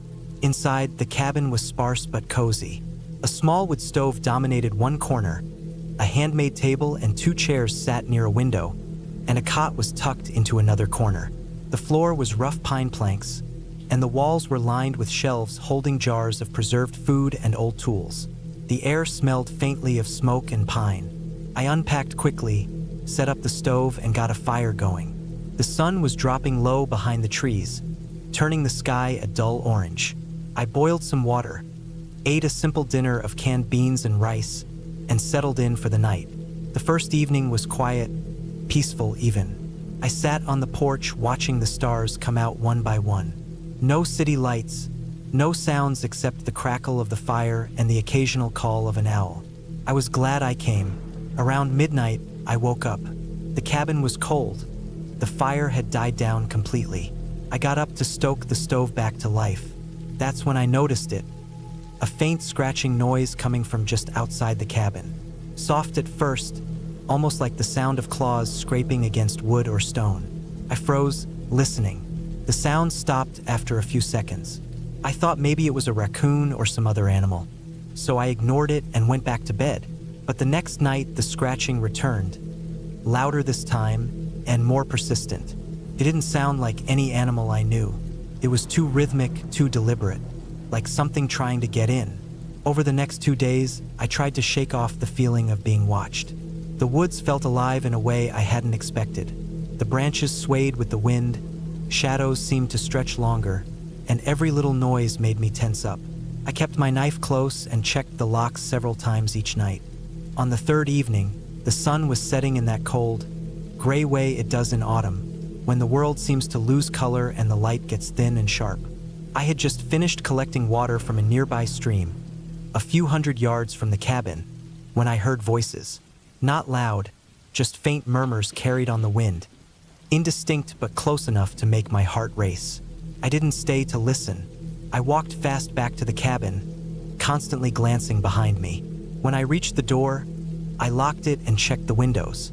They were thick glass, but the cabin wasn't built to keep out anything too big or too determined. That night, I barely slept. Every time I closed my eyes, I heard the scratching again. But this time it was joined by other sounds. Footsteps crunching on leaves, low groans, something scraping against the doorframe. At one point, I thought I saw a shadow move past the window, just out of the beam from my flashlight. I told myself it was just my imagination or maybe a hunter passing by. The cabin was on a trail, after all. But the fear gnawed at me like a slow poison. On the 4th day, I decided I couldn't stay. The feeling in the woods was thick, like a weight pressing down on my chest. I packed my things in the morning, double-checked my supplies, and planned to leave before dark. As I loaded the last of my gear into my pack, I noticed something odd on the porch. There were marks on the wood, deep gouges, as if someone or something had tried to pry the door open with a crowbar or a big knife. They weren't there when I arrived. I knelt to look closer and saw dark streaks on the wood that looked like dried blood. My stomach twisted. I debated what to do. My car was about 10 miles down the dirt road. If someone was nearby, I was in trouble. But staying wasn't an option either. I locked the door, grabbed my flashlight, and started the walk down the road. The sun was already low, and the shadows of the trees grew long and black. I kept my eyes on the woods but saw nothing at first. Then I heard it again, footsteps. Slow, careful, coming from the dense forest on my left. I stopped and listened. The footsteps stopped too. I moved forward again, faster now. I heard a twig snap behind me. I didn't look back. I ran. The dirt road was uneven, covered with roots and loose stones. My breath came in ragged gasps as I sprinted toward the fading sound of civilization. I wasn't sure if whoever was following me was still there, but I didn't want to find out. I stumbled once but kept going. At last, I saw my car's headlights flicker in the distance. Relief washed over me, but my skin was crawling with adrenaline. I reached the car, unlocked the door, and jumped inside, locking it behind me. My hands trembled as I started the engine. That's when I saw it in the rearview mirror. A figure standing just at the edge of the tree line, watching me. It didn't move, just stared. The headlights caught something in its hand, a long, rusty crowbar. I slammed the door and peeled away, the gravel crunching under my tires as I sped down the road, not daring to look back again. The next few days were a blur. I stayed at a nearby motel with working cell service and reported the incident to the local police. They told me the area had a history of break-ins and that several cabins had been targeted recently by a group of people who were looking for supplies and shelter for the winter. The figure I saw was probably one of them. They searched the area but found no one. The cabin was checked later by forest rangers and found abandoned. The gouges and blood on the door were never explained, but no one else was hurt. I never went back. That trip was supposed to be a peaceful escape, but instead it became a sharp reminder of how close danger can be when you're isolated and alone. The forest hides a lot more than animals and trees. It hides people, desperate and dangerous, and sometimes the scariest things are the ones that live in the real world, not in stories. Since then, I've kept a wary eye whenever I'm out in the wild. I still love the outdoors, but I never forget that beneath the beauty, there can be real threats lurking in the shadows.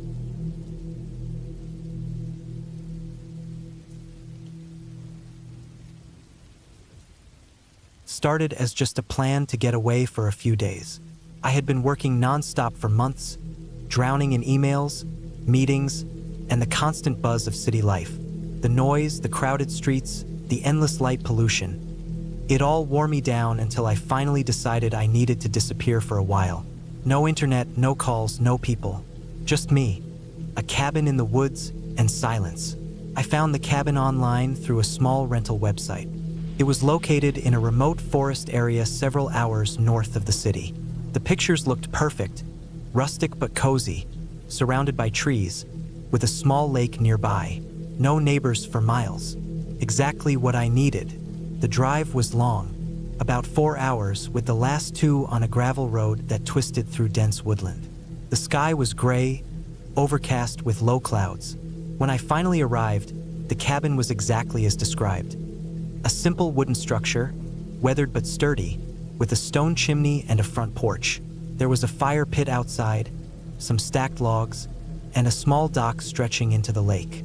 No cell phone service. I had warned my friends and family I might be out of touch.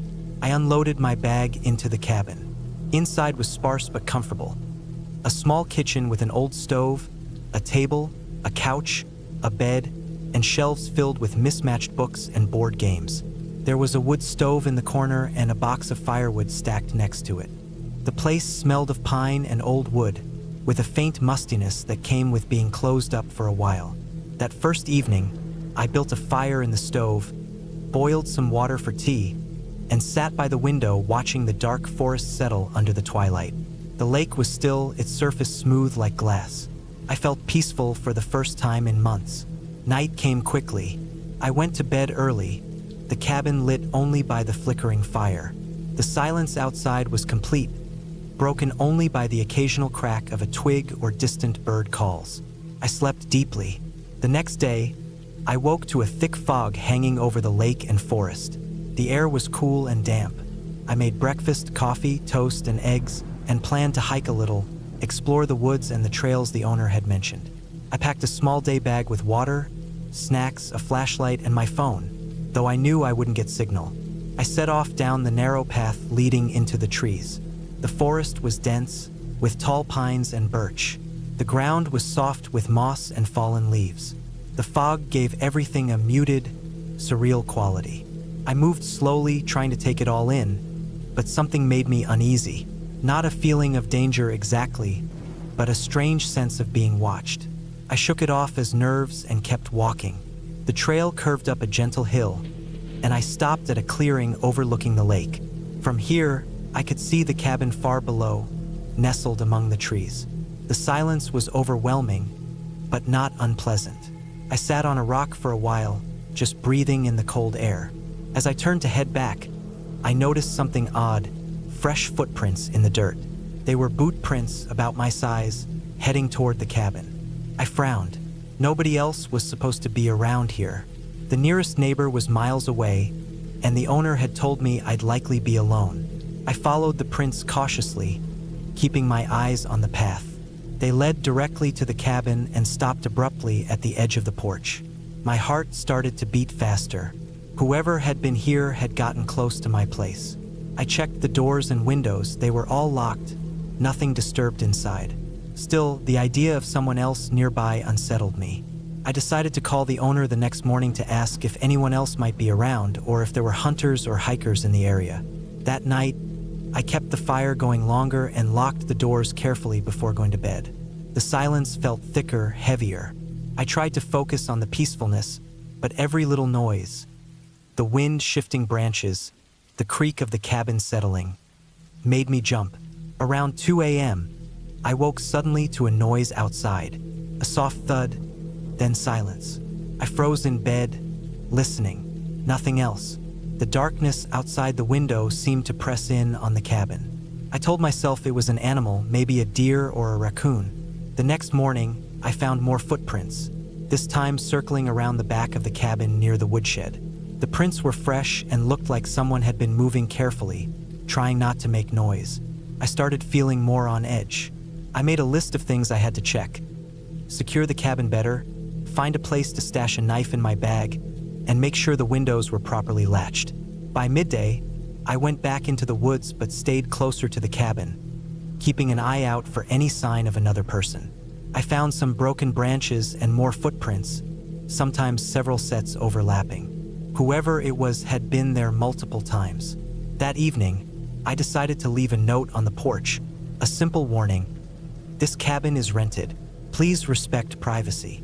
I didn't want to confront whoever was coming, but I hoped it might discourage them. The following day, I found the note had been moved, ripped in half and left in the dirt. Whoever it was knew I was watching. Fear was settling in, slow and creeping. I kept the cabin locked and didn't go far from it. I slept with my jacket zipped up, ready to put it on if I had to run. Every sound outside felt amplified. I stopped sitting by the window. On the third night, the power went out. Though the cabin had no electricity, I had a small battery-powered lantern and charged my phone before it died. Suddenly, the darkness inside the cabin felt suffocating. Around 1 a.m., I heard footsteps outside again. Soft, slow, deliberate. Someone was circling the cabin. I grabbed my flashlight and shone it through the window, but I saw nothing. The light beam cut through the night but caught only the sway of tree branches. I sat in the corner by the door, holding a large kitchen knife I found in the drawer. My hands trembled. The footsteps stopped. Then, very quietly, I heard a faint scrape at the back door. I held my breath, ready to react. The noise stopped. Silence. I waited, minutes stretching into what felt like hours.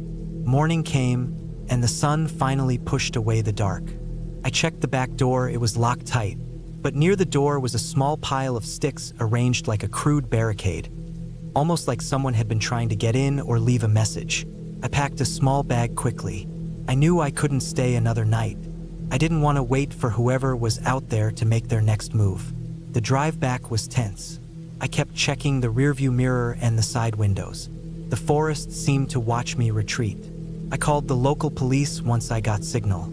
They came out the next day, did a sweep of the area, but found no one.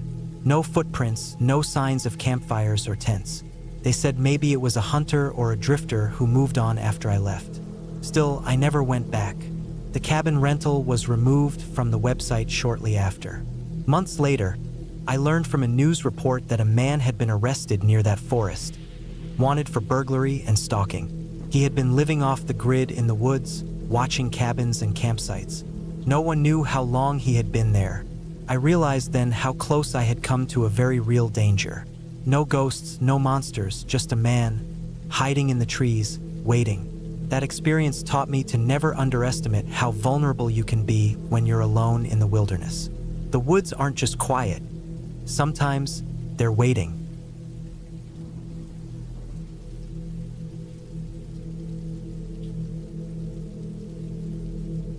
I had been looking forward to this solo trip for months.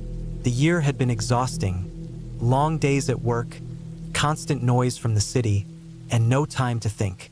I wanted to escape to somewhere quiet, somewhere untouched, somewhere I could just breathe without any distractions.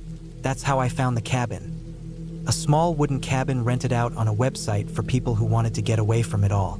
The pictures showed a simple building surrounded by dense forest, far from any town or road. Exactly what I needed. The cabin was 2 hours from the nearest town, reached by a narrow dirt road that got rougher and narrower as I drove deeper into the woods. The final stretch was a bumpy, barely maintained path, thick with overhanging branches and the kind of silence that made you feel the weight of the forest pressing in on you. When I finally pulled up, the cabin looked even smaller and older than it had online. It sat crooked on a slight hill, its wooden walls weathered and dark with age, a thin chimney curling smoke into the cold autumn sky. The air smelled like wet earth and pine, sharp and clean. I parked the car and pulled my bag out, glad I had packed light. The cabin had no cell signal, and I left my phone in the car, knowing it wouldn't help much anyway. I wanted to disconnect completely. Inside, the cabin was basic but cozy. A small kitchen with a propane stove, a wooden table and 2 chairs, a simple bed with a thin mattress, and a wood stove in the corner for heat. There were no lights except for a single lamp on the table, powered by a small solar panel outside. The windows had no curtains, letting the dim light from outside spill in. I liked that, no distractions, just the forest watching me through the glass. I spent the first day unpacking, chopping some firewood, and exploring the immediate area around the cabin. The forest was quiet, too quiet sometimes. Birds occasionally chirped, but I barely heard any insects or rustling animals. Felt strange, but I told myself it was just the season, the way the woods get sleepy when the cold starts creeping in. The night came early. I built a fire in the wood stove and cooked some canned soup over the stove. I sat at the table, reading a book by the dim lamp. Outside, the wind rustled through the trees, and the moon was hidden behind thick clouds. I felt calm, almost peaceful. Then, as I was about to head to bed, I heard a noise outside. At first, it was soft, like footsteps on dry leaves. My heart jumped. I froze, listening. The sound stopped. Maybe it was just an animal or the wind moving branches.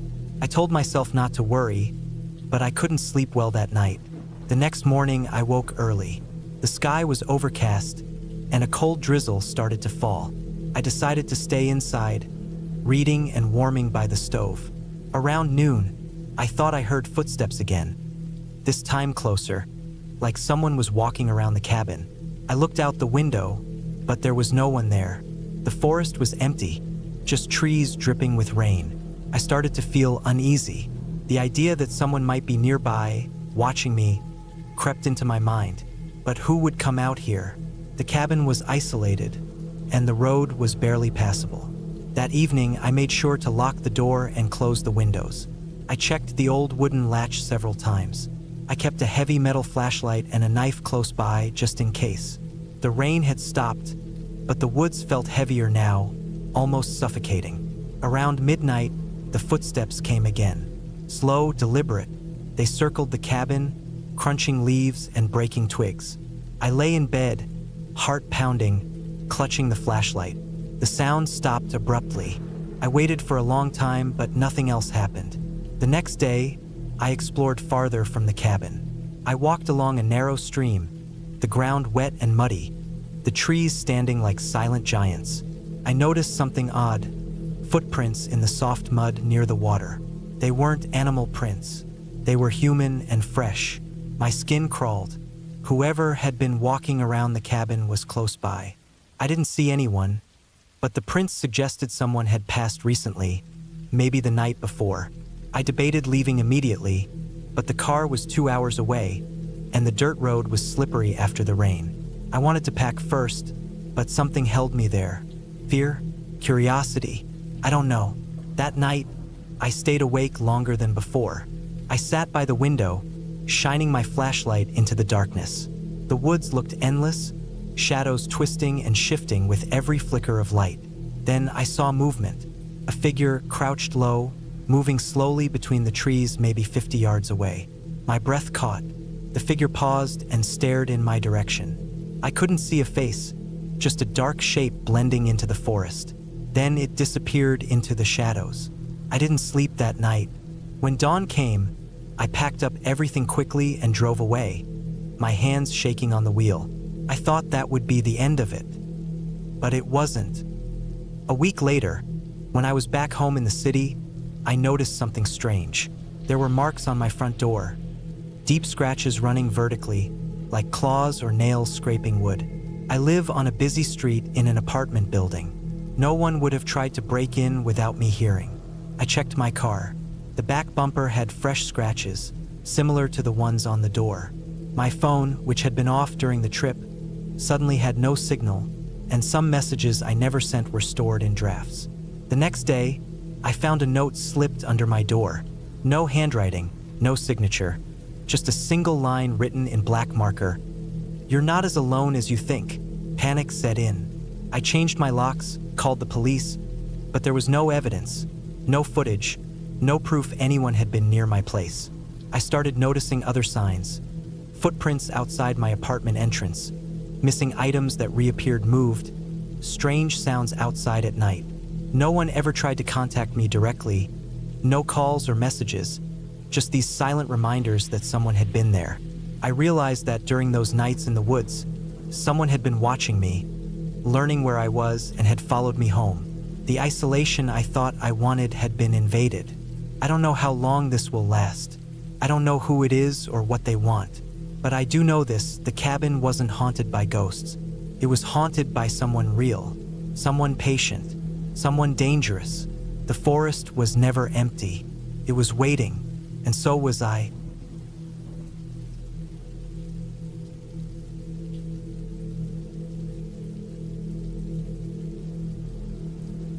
I hadn't planned on spending the night in that cabin. Not really. It was just supposed to be a quick stop on my hike, a place to rest before heading back to my car in the morning. But once I was there, the way things unfolded, I had no choice but to stay. And by the time it was over, I knew I'd never forget those hours. Not for any ghost stories or fairy tales, but for something much more real, much darker, and all too human.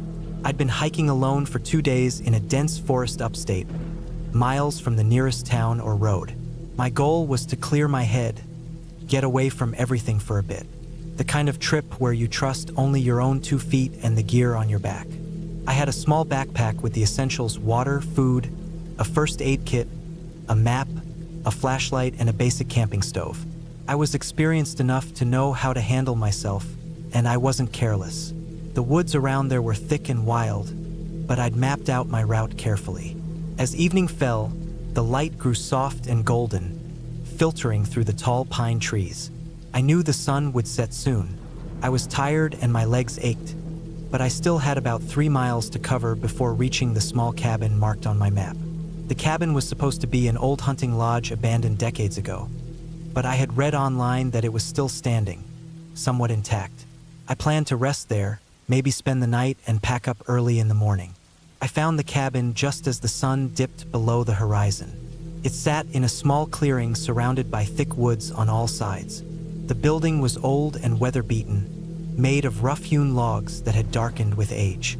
The roof sagged a little and the windows were mostly boarded up, but the door was still hanging on its hinges. I pushed it open with some effort. Inside, the cabin was musty and smelled of damp wood and mildew. Dust floated in the fading light. There was an old wood stove in one corner, a few broken chairs, and a rickety table covered with a thick layer of dirt and dead leaves. The floor creaked under my boots. It wasn't exactly inviting, but it was shelter, and that was enough. I unpacked my backpack and laid out a thin sleeping mat on the floor near the stove. There was a stack of old firewood piled against one wall, so I gathered some kindling and lit a small fire. The flickering flames cast dancing shadows on the walls, and for a moment, the cabin felt warmer, less lonely. I ate some of the food I'd packed: dried jerky, nuts, and a granola bar, and then filled my water bottle from a small stream nearby. Outside, the forest was quiet except for the occasional rustle of leaves and distant bird calls. I settled in, thinking I'd rest and sleep soundly, then leave at first light. But then the noises started. At first, it was subtle, a faint scratching, like something clawing at the wood outside. I assumed it was a raccoon or a squirrel, or maybe a deer brushing against the trees. I tried to ignore it, focusing on the fire and the warm glow it gave. But as night deepened, the noises grew louder and closer. Scraping, tapping, the soft crunch of leaves and twigs. Sometimes, I thought I heard heavy breathing just beyond the cabin walls. My heart rate sped up. I grabbed my flashlight and shone the beam around the clearing. Nothing, just the dark, endless forest. Still, I couldn't shake the feeling that I wasn't alone. I checked my phone. No signal. Not surprising, given how far in the woods I was. I felt a stab of isolation. The scratching continued in fits and starts throughout the night. Sometimes right at the door, other times by the windows. I stayed close to the fire, clutching a large stick I'd found nearby for protection. Hours passed slowly. My nerves frayed. I kept listening for any signs of actual danger. Around midnight, I heard a sudden loud noise outside, like something heavy falling over. I froze. The fire flickered as a cold breeze blew in through a crack in the cabin wall. I scanned the darkness but saw nothing. Then came footsteps, slow, deliberate, heavy, circling the cabin. They moved softly through the underbrush, but there was an unmistakable rhythm, as if whoever or whatever it was stalking me. I didn't run. I knew the forest was thick, and running blindly at night would be dangerous. I stayed still, quiet, listening. The footsteps stopped, then started again, moving to the far side of the cabin. My mind raced. Was it an animal? A wild bear? A coyote? Or worse, a person? I thought about shouting, but realized I might just attract attention. Instead, I grabbed my knife and flashlight, ready to defend myself. The footsteps receded slowly, disappearing into the blackness. I waited, eyes wide, heart pounding. Minutes later, I thought I saw a shadow move just beyond the firelight, something crouching behind a tree. I held my breath. Then, from somewhere deeper in the woods, I heard the sharp crack of a branch breaking, something large moving fast. I grabbed my backpack, ready to bolt if necessary. The scratching came again, louder now. At the window nearest me, I shone the flashlight directly at the glass. Nothing. But then a heavy thud on the door. I spun, knife raised. The door shook, as if someone was trying to break in. I shoved against it with all my strength. The old wood creaked, but held. I realized I was completely vulnerable. No way to call for help. No way to escape without stepping into total darkness. Panic surged through me, but I forced myself to stay calm. If it was an animal, maybe it would lose interest. If it was a person, I needed a plan. The banging stopped suddenly. Silence. I listened closely, but all I could hear was my own breathing and the fire crackling. Then, footsteps retreating quickly into the woods.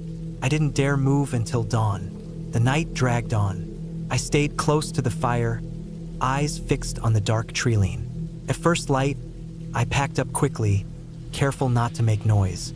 The forest was eerily still, almost like it was holding its breath. I didn't look back. I walked fast, head down, until I reached the trail. Later, at my car, I reported the incident to the local ranger station. They told me there had been a string of robberies and break-ins in the area, often targeting hikers and campers. Thieves would lurk near abandoned cabins, waiting for people to stop and then trying to steal gear or worse. They warned me to be careful, especially at night. That night in the cabin wasn't haunted by ghosts or monsters. It was haunted by something far more real and terrifying. People who preyed on others in the wilderness, using fear and silence as weapons. I learned that sometimes the scariest things aren't imaginary. They're human. And out there, in the dark woods, when you're alone and vulnerable, those realities come crashing down hard.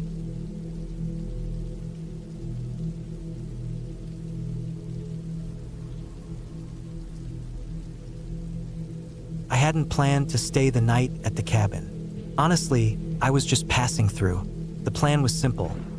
Drive from the city, get away from the noise and the endless buzz of people for a day or two, hike a bit, and then drive back home before nightfall.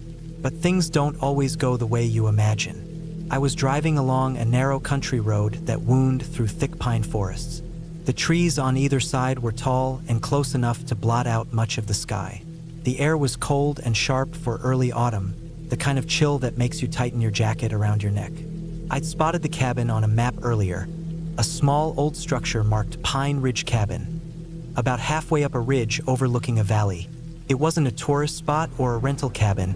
It was marked as a ranger station or maybe just a maintenance cabin. The map didn't say much, just the location, and a note that there was a trailhead nearby. I hadn't seen another car for miles. The road was a single lane in many spots, patched with cracks and loose gravel. The tires on my old Subaru crunched as I drove slower, eyes searching for the cabin. After about 20 minutes, I saw it. A wooden structure, low and squat, with a slanted roof covered in dark shingles. It looked abandoned or maybe rarely used. Moss crept over the windowsills, and the wood was weathered a deep gray. I pulled over and cut the engine. The forest was quiet except for the distant call of a crow and the soft rustle of wind in the trees. I stepped out, the cold biting at my cheeks immediately. The smell of damp earth and pine needles filled the air. I wanted to check out the cabin, stretch my legs, and maybe find a spot for a quick rest. The door was unlocked. I pushed it open and stepped inside. The air inside was cold and stale, but not musty. Dust motes floated in the shafts of sunlight through the grimy windows. The cabin was small, about the size of a one-room shack. There was a narrow cot against one wall, a wooden table with a few empty cans and a rusted thermos, and a small fireplace with some ashes inside. I found a rusty old oil lamp on a shelf, cleaned it off with my sleeve, and checked to see if it worked. The glass was cracked, but the wick was intact. I stuffed a small notebook and a pen into my jacket pocket, pulled out my phone to check the signal. None. No bars at all. That was expected. I decided I'd stay a little while longer, maybe hike up the trail behind the cabin, then head back down before dark. But as I closed the door behind me, I noticed something odd. Faint scratches on the wooden door frame. They were deep, like someone had been trying to claw or scrape their way in. The marks looked old but fresh at the same time, as if someone had tried recently. I shook off the feeling. Maybe an animal or some woodpecker damage, I thought.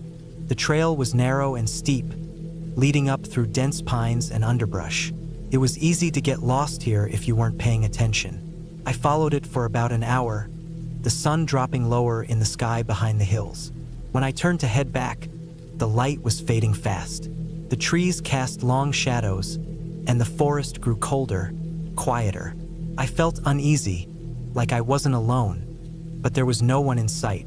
Back at the cabin, I unlocked the door and stepped inside, pulling my jacket tighter. I set the oil lamp on the table and lit it. The soft flicker of the flame threw uneven shadows against the walls, making the small space feel both cozy and claustrophobic. I sat on the cot and pulled out a small emergency snack from my backpack, a granola bar and a bottle of water. Outside, the wind had picked up, rattling the windows and shaking the old wood. Then I heard it, a faint tapping noise. At first, I thought it was just branches hitting the windows, but the tapping was rhythmic and deliberate. Top. Tap, tap, like nails on wood. I froze. The sound wasn't outside.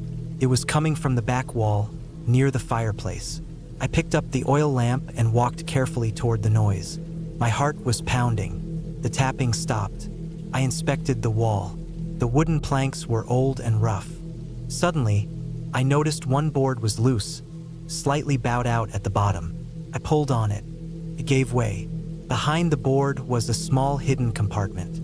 Inside, wrapped in a dirty, moldy cloth, was a small bundle of papers and a rusted metal box. I pulled the box out carefully. It was locked, but light enough to lift. The papers were yellowed and brittle, covered in messy handwriting. I spread them out on the table under the lamp. They were diary entries from someone named Tom. The entries were dated from about 20 years ago.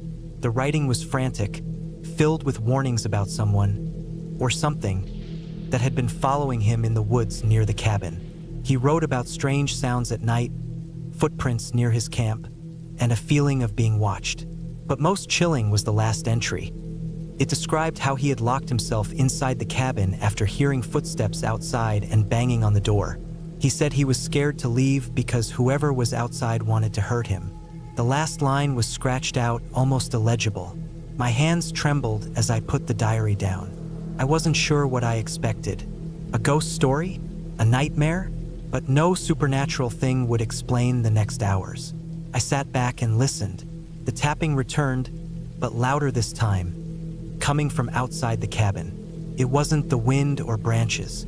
It was deliberate and slow, like someone was using their fingers or a stick to tap on the cabin walls. Then I heard footsteps circling the cabin. Heavy, slow footsteps. I had no phone signal and no way to call for help. The forest was dark now, and the road was too far to walk safely at night. I was trapped. I thought about running, but the door was right there, and whoever was outside might be waiting. The footsteps stopped near the window. I held the oil lamp up, trying to see anything through the dirt-smudged glass. I caught a glimpse of a shadow moving away into the trees. I didn't sleep that night. I stayed awake, clutching the lamp, staring at the door. At dawn, I cautiously opened the door and stepped outside. The ground was soft with damp leaves. I saw fresh footprints, large boots around the cabin. They circled the whole structure, sometimes stopping, then moving on. I knew I had to get out. I grabbed my backpack and started walking down the trail. Halfway down the path, I noticed something half buried in the dirt, a battered leather wallet. Inside was a driver's license photo of a man in his 40s. The name was the same as the diary, Tom. Next to the wallet was a crumpled, blood-stained shirt. Panic surged through me. This wasn't just a story. This was real. I pushed faster, the trail growing steeper and rougher. At the bottom, I reached the road and saw a car parked a few hundred feet away. No one was inside. I climbed in, locked the doors, and started the engine. My hands shook. As I drove away, I looked back once. The cabin stood silent in the morning light, just an old wooden shack. But I knew whatever had scared Tom, whatever had been out there in the dark with me, was still somewhere nearby. I never went back. The next days, back in town, I reported what I found to the local sheriff. They said Tom had been reported missing years ago, but no body was ever found. The area was known for occasional hikers disappearing, but the police had no leads. I showed them the diary and the wallet. They took them, promised to investigate. Still, the fear lingered. The police said they'd search the forest, but I knew the woods were vast and dense. Whoever or whatever was out there could hide easily. I couldn't stop thinking about the footsteps outside the cabin, the tapping on the walls, the feeling of being watched. Reflection. It wasn't ghosts or fairy tales that scared me. It was real people, real threats. Someone had been in those woods, watching, waiting. Maybe Tom had gotten in over his head, or stumbled on something he shouldn't have. Maybe whoever was out there didn't want anyone else to find the cabin or the diary. The isolation, the dark, the silence. It wasn't peaceful. It was dangerous. I'll never forget that night. The cold, the tapping, the footsteps circling my little shelter. And I'll never go back to Pine Ridge.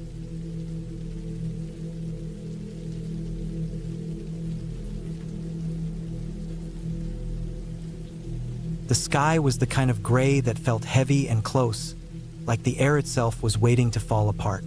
I had been driving for hours on a narrow, winding road flanked by thick trees that pressed close to the edges like they wanted to push the road away. My destination was a small cabin tucked away in the deep woods, someplace I'd rented on a whim to get away from the city, the noise, and the constant buzz of life that never seemed to slow down. I reached the turnoff late in the afternoon. A rusty, faded sign marked the path to the cabin, almost hidden behind overgrown branches and a scattering of dead leaves that the wind flicked across the dirt road. The narrow track looked like it hadn't been used much lately, but the GPS said I was close. I switched off the engine and stepped out, the crunch of gravel under my boots loud in the quiet. The forest around me was still, almost unnervingly so. No birdsong, no rustling animals, just a thick, humid silence that pressed in on me. The cabin itself sat in a small clearing, surrounded by tall pines that blocked much of the light. It was an old place, made of rough, weathered logs with a stone chimney that looked like it hadn't been used in a while. The windows were dirty, clouded by grime and dust, and the door hung slightly off its hinges. The porch sagged under the weight of years, the wood cracked and uneven. It wasn't the cozy getaway I'd imagined, but I told myself it was just rustic. I'd be fine here. Inside, the cabin smelled of damp wood and something faintly musty, like the house had been left empty through a long, cold winter. The floor creaked under my weight, and the walls were bare except for a few old nails and a faded calendar pinned up near the stove. The furniture was sparse, just a rickety table, 2 chairs, and a small bed with a thin mattress covered in a rough blanket. There was no electricity, no running water, just a wood stove and a hand pump well outside. I unpacked quickly, trying to shake the odd feeling settling in my stomach. I lit a fire in the stove, watching the flames catch and glow, the warmth pushing back some of the chill in the cabin. Outside, the wind had picked up, rattling the windows and moaning through the trees. I sat by the fire for a while, listening to the sound, feeling the weight of the silence pressing around me. Night fell fast, the forest outside turning into a deep, black shadow. The moon was hidden behind thick clouds, and the stars were swallowed by the darkness. I lay on the bed, the rough blanket pulled tight, eyes fixed on the flickering shadows cast by the fire. Somewhere outside, a branch snapped, then another, not close but not far either. The sound was sharp and sudden, breaking the silence like a crack. I told myself it was just an animal, a deer or a raccoon moving through the underbrush, but the noise kept coming, small but steady. Twigs breaking, leaves rustling, something moving in the dark. I tried to focus on the fire to keep the fear from growing, but the sound started to shift. Footsteps, maybe 2 sets, pacing slowly just beyond the clearing. I got up and went to the window, the cold glass fogging under my breath. I strained to see through the thick trees, but the darkness swallowed everything. Nothing moved. No headlights, no flashlights, no sign of any person. The cabin felt smaller then, the walls closing in. The idea that someone might be out there, watching or waiting, crept into my mind, and I could feel the hairs on the back of my neck stand up. I went back to the bed and pulled the blanket tighter, trying to calm down, but sleep wouldn't come. Around midnight, I heard the door creak open slowly. My heart jumped into my throat. I stayed frozen, listening. The door didn't slam or bang, just opened wide enough to catch the weak light of the stove fire. Then it shut just as quietly. No footsteps followed. No sounds inside. Nothing but the steady crackle of the fire and the wind outside. I didn't move for a long time. I debated getting up to check, but something held me back. The thought of stepping into the dark, alone, with no way to call for help made my stomach twist. I sat up, gripping the edge of the bed, my eyes on the door. By dawn, the noises stopped. The footsteps vanished. The forest outside seemed almost peaceful again. I told myself it must have been a wild animal pushing the door, or the wind doing its tricks. Still, when I looked around, I noticed the door latch had been moved. Not open all the way, but definitely nudged. The rest of the day, I stayed inside, keeping the fire burning and the door locked tight. I checked the windows carefully, moving heavy furniture against them to block any possible entry. The isolation felt heavier, as if the cabin itself was closing in around me. The next night was worse. I had barely closed my eyes when I heard knocking, soft at first, almost like a tap, then harder, more deliberate. It wasn't the kind of knocking you expect when someone is visiting. It was slow and steady, like someone was testing the wood, listening for a response. I stayed silent, waiting. The knocking stopped. Then came the sound of footsteps again, slow and pacing just outside the cabin. Then something scratched, like claws or nails, along the side of the building, moving around to the back. My heart pounded so loud I thought it would give me away. I stayed where I was, trying to breathe through the fear. Then I heard it. Something heavy being dragged through the leaves, just beyond the trees. It wasn't animal sounds. It was too deliberate, slow, and methodical. I realized then I wasn't just being watched. Someone was out there. Someone who wanted to get inside. I had a small axe I kept by the stove for chopping wood. I grabbed it, holding it tight with both hands. The knocking started again, louder, faster. I moved quietly toward the door, trying to find a way to secure it better. The cabin's lock was old and barely worked. I shoved the table against the door, wedging the chair under the handle, trying to make it as difficult as possible to open. Outside, the footsteps grew louder, circling the cabin. Then silence, a breathless pause that made every second stretch endlessly. I stood frozen, every nerve screaming at me to run, but I knew if I left the cabin I'd be exposed, vulnerable. Suddenly, a heavy thud hit the door, then another. The door shook violently, the wood groaning under the force. The lock gave way with a sharp crack, splinters flying. The door swung open a few inches, but the table blocked it from opening fully. I raised the axe, preparing to swing at whatever was pushing it. But then the noise stopped. The footsteps retreated into the darkness. I stayed awake until sunrise, never letting the fire die down, the axe close at hand. In the daylight, I inspected the damage. The door frame was broken, the wood cracked and splintered. Someone had tried hard to break in, maybe to steal, maybe for worse. I didn't want to think about what.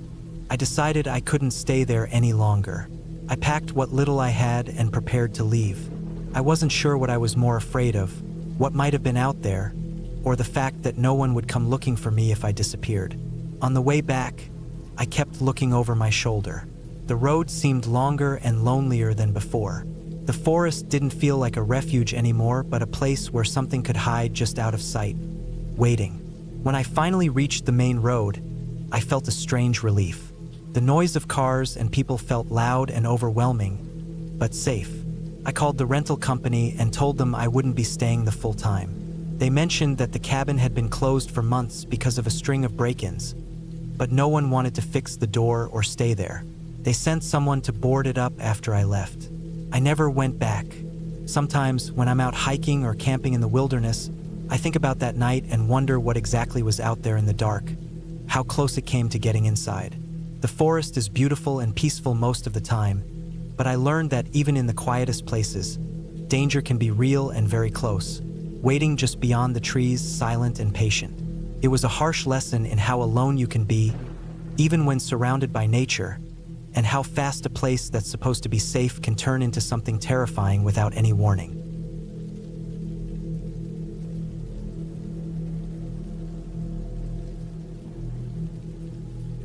I had always liked the idea of getting away from everything for a while.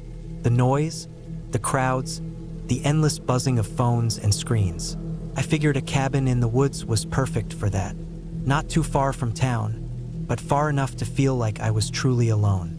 When I found a small cabin for rent, off a little dirt road in the mountains, I thought it was ideal. Just me, the trees, and some quiet time to clear my head. The drive-in was uneventful at first.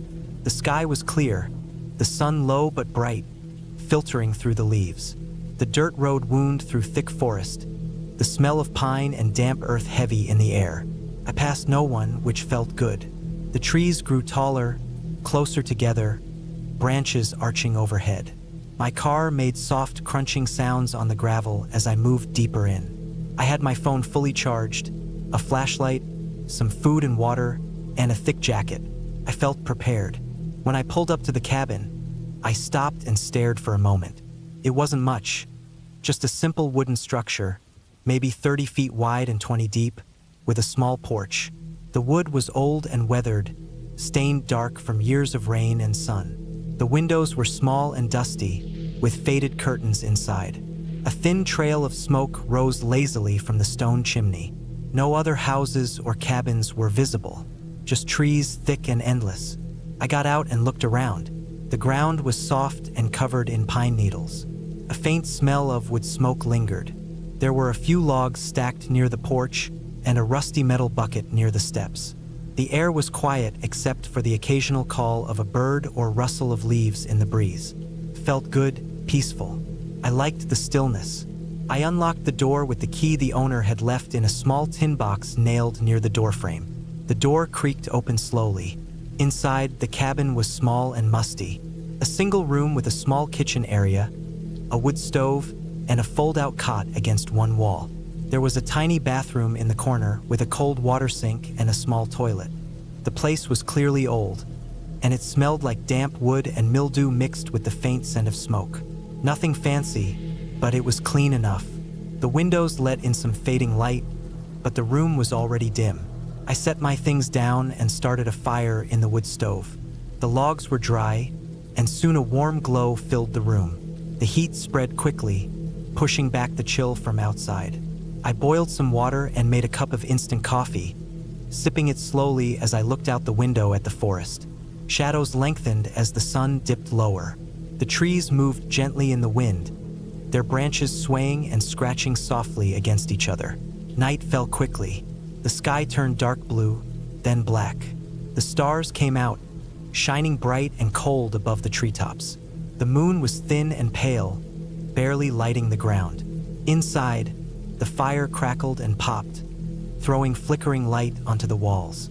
The cabin felt small but safe, a little island of warmth in the vast cold dark outside. I settled in for the night, feeling calm and a little tired. I had no reason to feel uneasy. The forest was quiet except for natural sounds. Wind, leaves, an occasional bird or insect. I laid back on the cot and closed my eyes, but sleep didn't come easily. After some time, I started hearing something else. Not the usual sounds of the forest, but something different. A faint noise, almost like a soft crunching or scraping sound outside, near the cabin. At first, I thought it was just the wind or some small animal moving through the leaves, but it didn't stop. It was slow, steady, and deliberate. I opened my eyes and sat up. The cabin was dark except for the firelight. I listened closely. The sound was definitely outside, crunching on dry leaves, breaking small twigs, slow and careful steps. It didn't sound like deer or raccoons or normal forest animals. Those move fast, darting, or they make rustling noises, not slow, steady footsteps. I stood and moved quietly to the window. Peering out into the dark, I could just make out shapes in the shadows. The trees loomed tall and black, their trunks like pillars. The firelight flickered behind me, and my breath came out in small clouds in the cold air. I watched, waiting, but saw nothing. The footsteps stopped for a moment, then started again, this time moving away from the cabin slowly, crunching through leaves and twigs. I took a deep breath and tried to calm my racing heart.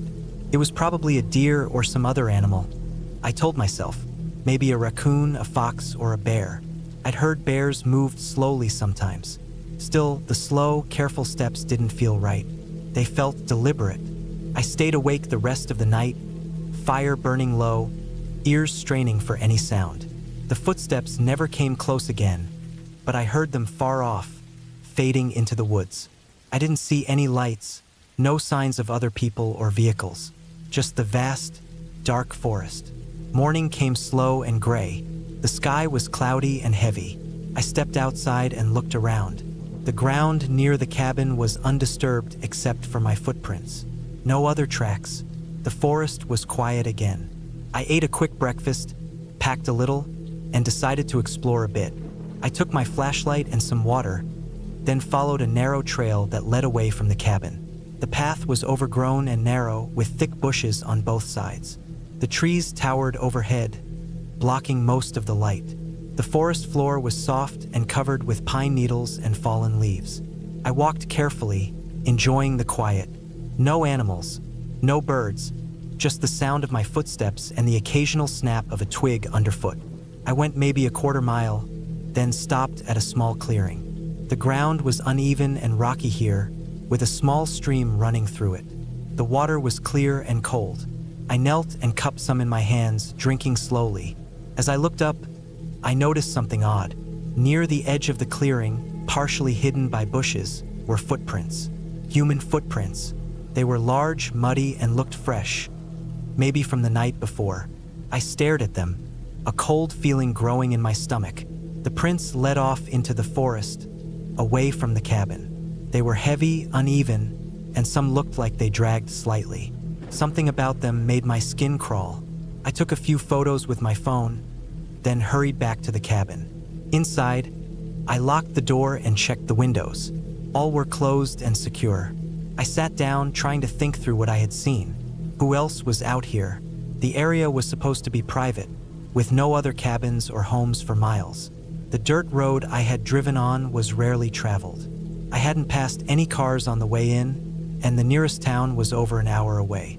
The footprints didn't look like they belonged to hikers or hunters. They were too large, too heavy, and the dragging looked strange. The rest of the day passed slowly. I kept the fire going, kept the doors locked, and stayed alert.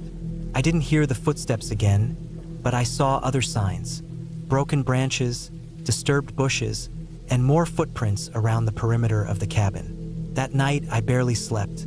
The same slow footsteps came again, circling the cabin just out of sight. They were so deliberate, so quiet, like someone was testing the ground, watching, waiting. The fire burned low, and the cabin felt smaller, colder. I thought about leaving, but it was dark and the dirt road might be slick or dangerous in the early morning. I told myself to stay calm. Around midnight, the power flickered in the nearby town, and the faint glow from the moon disappeared behind thick clouds. The woods grew darker than before. I sat with my back to the wall, flashlight in hand, ears straining for the sound of footsteps or voices. Suddenly, outside the window, something hit the glass. Not hard, but enough to make me jump. I didn't dare look. I grabbed my phone and flashlight and aimed the light out the window. There was nothing there. No animal, no person. Just the thick, dark forest and the faint rustle of leaves. My heart pounded. Whatever had hit the window was gone now. I turned on the porch light, but it didn't reach far into the woods. The darkness beyond seemed endless and empty. I stayed awake the rest of the night, tense and alert, waiting for dawn. When the first pale light came through the windows, I didn't wait. I packed up quickly, grabbed my gear, and headed to the car. The dirt road was muddy and slippery from recent rain. I drove slow, watching the sides of the road carefully. About halfway back, I saw tire tracks in the mud, deep and fresh. They were too wide for a normal car, maybe a truck or SUV.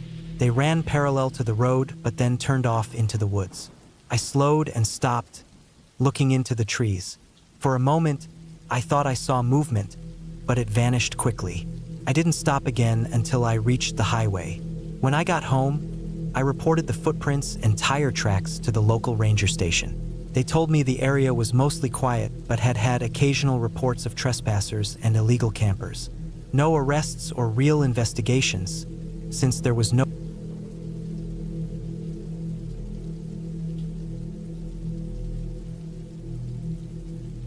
The sky had been a dull, even gray all day when I arrived at the cabin. I pulled my old truck off the dirt road and onto the narrow path that led up a small incline, surrounded by dense trees on both sides. The place was a little overrun, with leaves and pine needles littering the ground and a layer of moss creeping over the porch steps.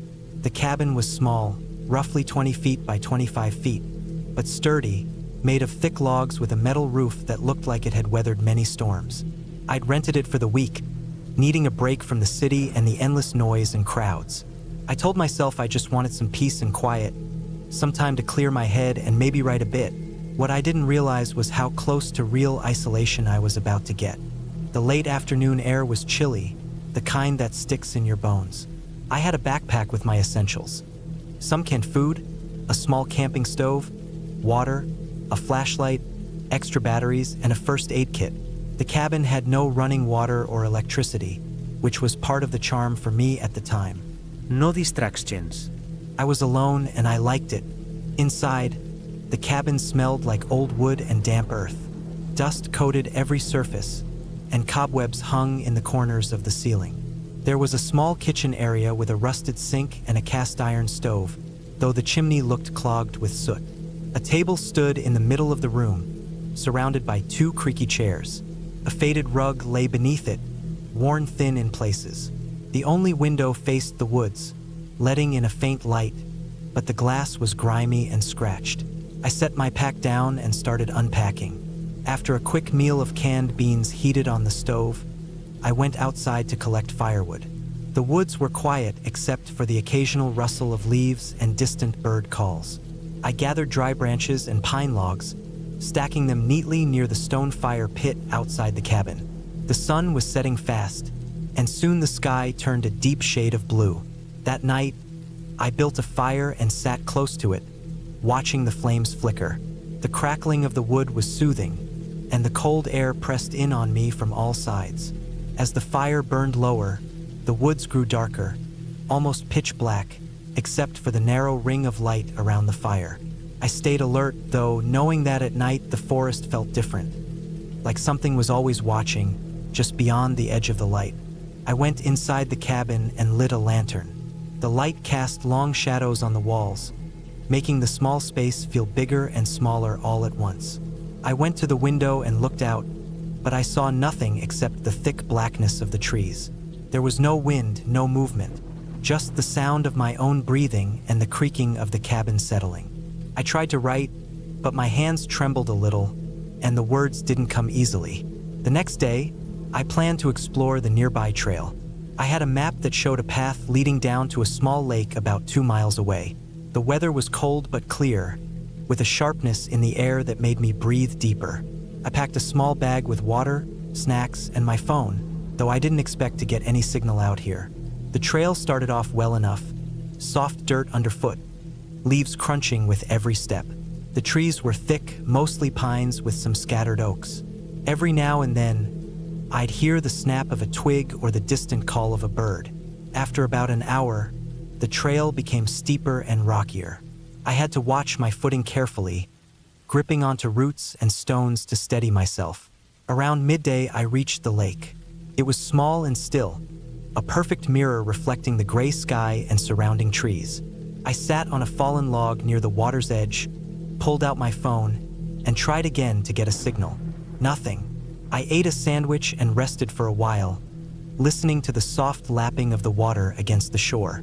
On the way back, the trail felt different. The light was shifting, and shadows stretched longer. I started to hear noises, distant but clear, a faint rustling that didn't match the wind. I paused several times, scanning the woods, but there was no one there, just the quiet forest. When I returned to the cabin, I noticed the firewood I'd stacked the day before was disturbed. Some logs were shifted, others knocked to the ground. I frowned and looked around, but saw no footprints or other signs. The dirt was dry, and the leaves were thick, so any prints should have shown. I stacked the wood back up and tried to shrug it off as an animal passing through. That night, the feeling of being watched grew stronger. I double-checked the locks on the doors and windows, even though I knew it was just me out here. When I lay down to sleep, every small noise felt amplified. The creak of the cabin, the snapping of a branch, the distant hoot of an owl. I kept the lantern close and my phone under my pillow, though the battery was already low. On the third day, I decided to explore deeper into the forest. I had found a dirt road on the map that led further north. It was marked as Old Logging Road, and I thought maybe I could find something interesting or at least get a better sense of the area. I left the cabin early, carrying my pack and a small hatchet I found inside. The road was rough and uneven, covered in rocks and roots.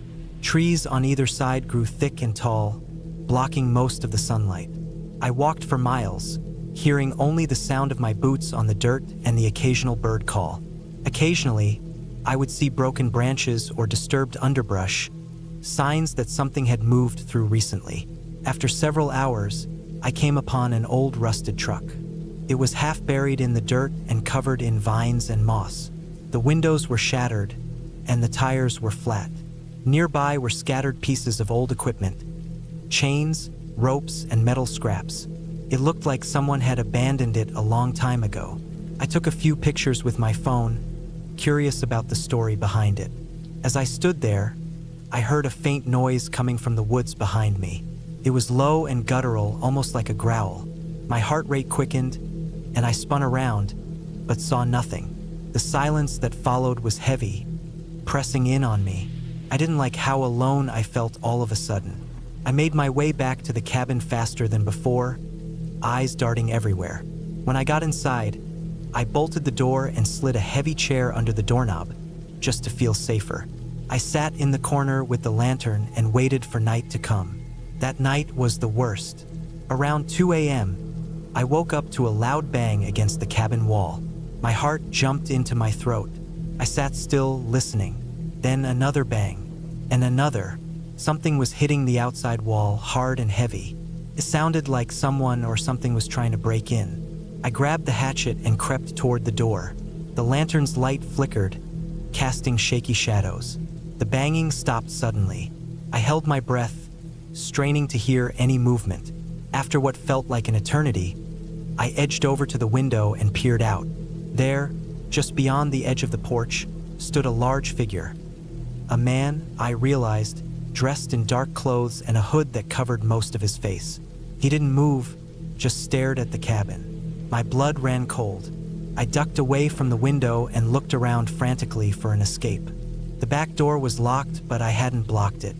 I grabbed my pack and my phone, knowing I had no signal, but hoping maybe it could help somehow. The man stayed outside all night. I stayed inside, barely daring to breathe. When dawn finally came, the man disappeared into the woods. I waited a long time before leaving. The next morning, I packed up as fast as I could. I didn't bother with breakfast or the firewood. I locked everything and walked back down the dirt road toward my truck. My hands trembled as I started the engine. As I drove away, I looked in the rearview mirror. The trees swallowed the cabin whole. I knew I would never come back to that place. It wasn't the ghosts or the fairy tales that made it scary. It was the very real feeling that someone had been watching me, waiting, and that if I had stayed one more night, things might have turned far worse. That week in the cabin taught me that nature can be peaceful and beautiful, but it can also hide dangers we can't see until they're right on top of us. I still can't explain who that man was or why he was there. The police said they'd patrol the area, but no one ever caught him. It's a memory I carry with me every time I'm alone in the woods, a reminder that sometimes the scariest thing is just another person lurking in the shadows.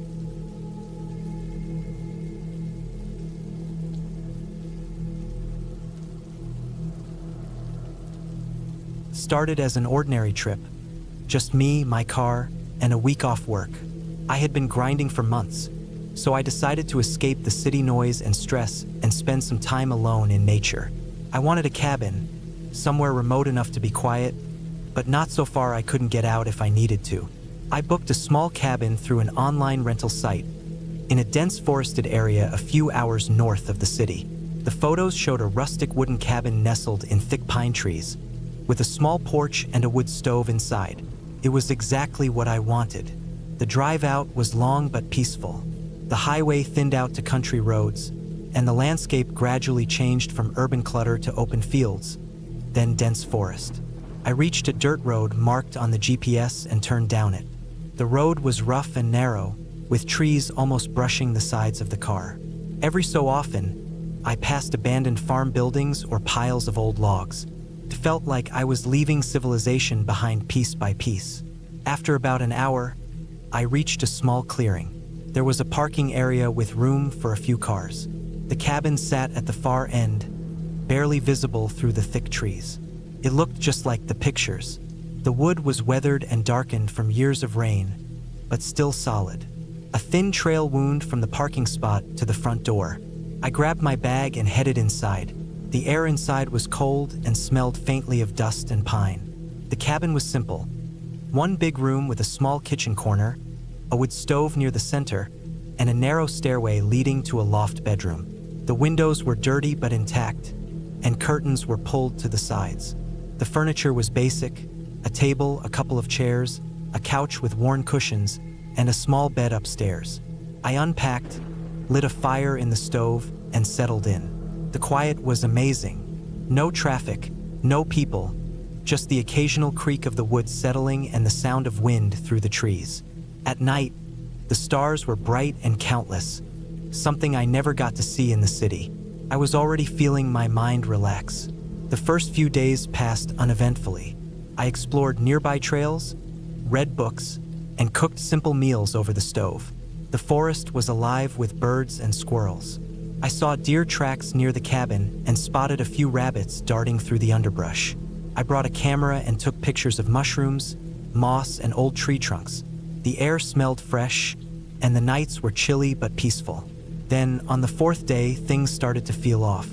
It began with small noises outside the cabin. At first, I thought it was animals, maybe a raccoon or a fox, but the sounds were strange.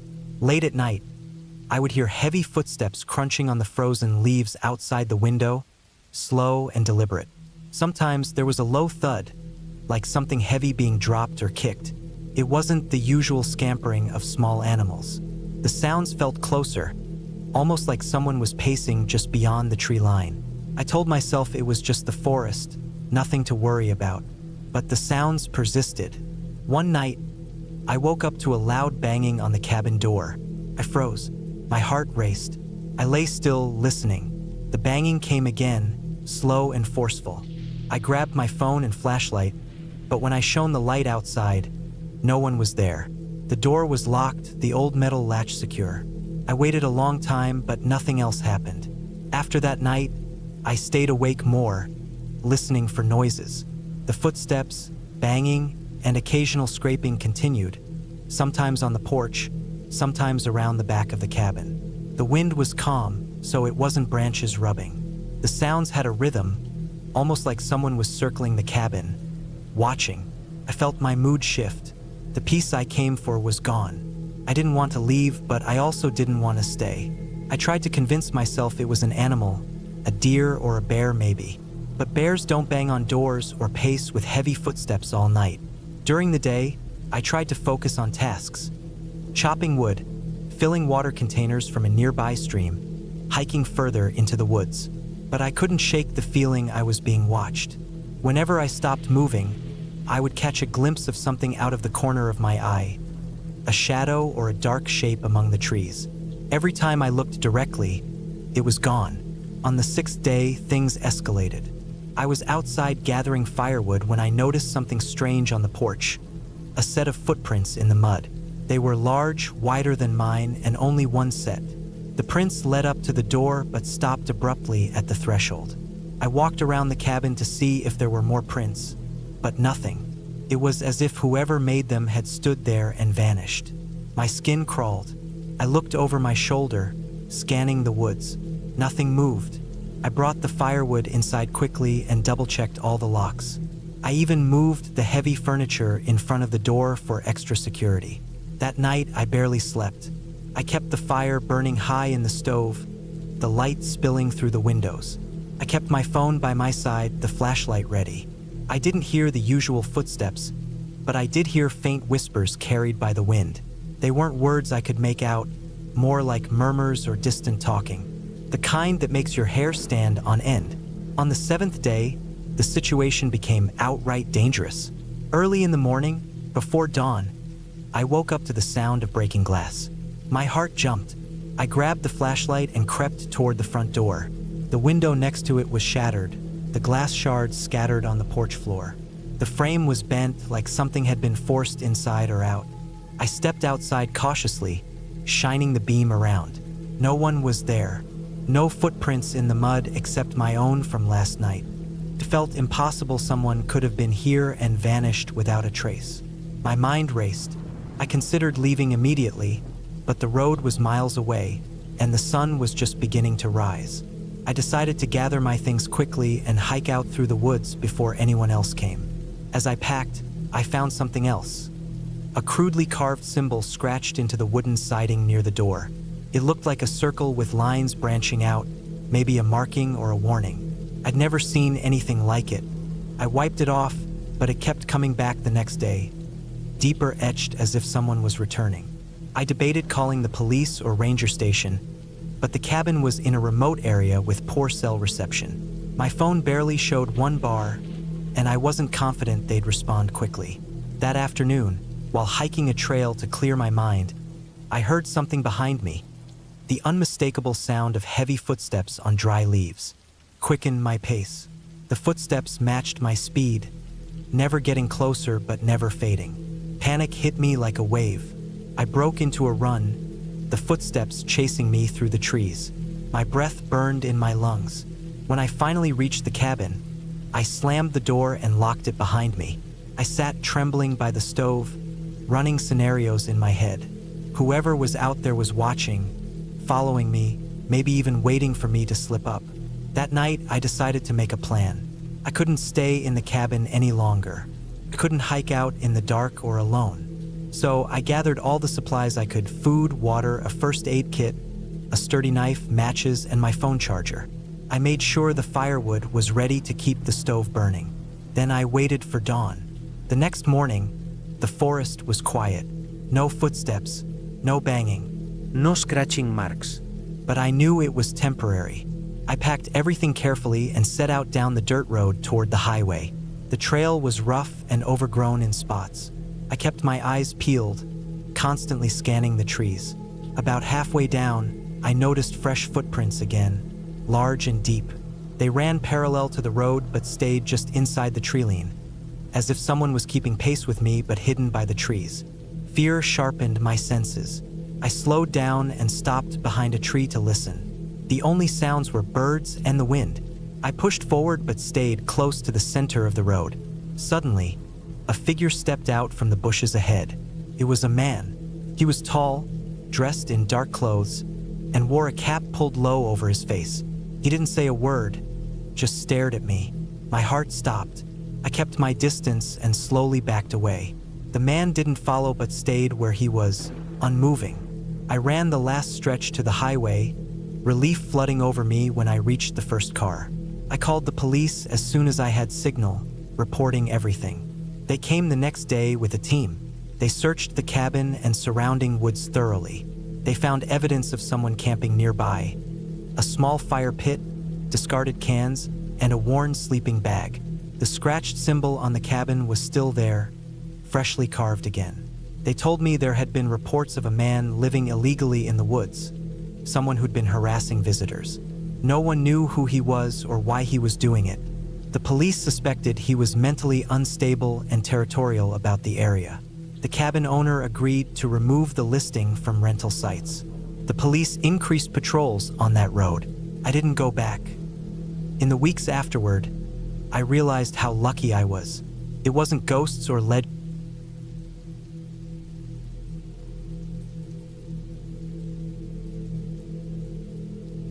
The sun was sinking low behind the dense line of pines when I finally pulled off the narrow gravel road and into the small clearing where the cabin stood. The place was tucked away deep in the woods, so far off the grid that even the phone barely caught a signal. I'd found the cabin listed on a rental site, one of those rare spots where you could truly escape the noise of city life. The photos had shown a rustic wooden structure, weathered but solid, surrounded by towering trees and a small creek running nearby. I'd been itching for some solitude, some time alone to think and decompress, so I'd booked a week there. The air smelled thick with pine and earth, damp from the recent rain. It was already cooling down fast. As I stepped out of my car, I noticed the soft crunch of dead leaves and pine needles beneath my boots, and the faint sound of the creek flowing close by. The cabin was even more isolated than I'd expected. No other houses or cabins visible in any direction. Just the forest, stretching out as far as the eye could see. The cabin itself was simple. A single story, maybe 600 square feet, built from rough timber logs with a metal roof that had patches of rust. The windows were dusty but intact. The door creaked when I pushed it open, and the musty smell inside hit me immediately. It was a mix of old wood, dampness, and something else, like stale air that hadn't been refreshed in weeks, maybe months. The interior was sparse. A small kitchen with a propane stove, a wooden table and chairs, a tiny couch, and a loft bedroom above. There was no electricity except for a few battery-powered lamps left behind. No internet, no phone signal, no TV, just quiet. I set down my bags and took a deep breath. This was exactly what I needed. I unpacked slowly, placing my food in the small cooler, lighting the kerosene lantern, and starting a fire in the old stone fireplace. The wood was dry enough, and soon the flames were crackling, casting flickering shadows on the walls. Outside, the forest was darkening quickly, the trees casting long, black shapes across the clearing. I sat on the couch, listening to the fire pop and the distant rush of the creek. The isolation was peaceful, but there was something else in the air. A stillness so deep it almost felt like silence had weight. the kind of silence that presses down on your ears and makes you hyper-aware of every tiny noise. My own breathing sounded loud. After dinner, I settled into the loft to sleep. The bed was a simple mattress on a wooden frame, covered with a worn quilt. The cabin creaked quietly as the wind stirred the trees outside. I could hear the occasional snap of a twig, the rustle of leaves. Noises I tried to ignore. The first night passed with restless sleep. Every sound seemed louder in the darkness. At one point, I thought I heard footsteps outside the cabin, crunching on the gravel. I sat up, heart pounding, but when I looked out the window, there was nothing but shadows and trees. I told myself it was an animal or the wind. I tried to go back to sleep. The next morning, I went outside to explore.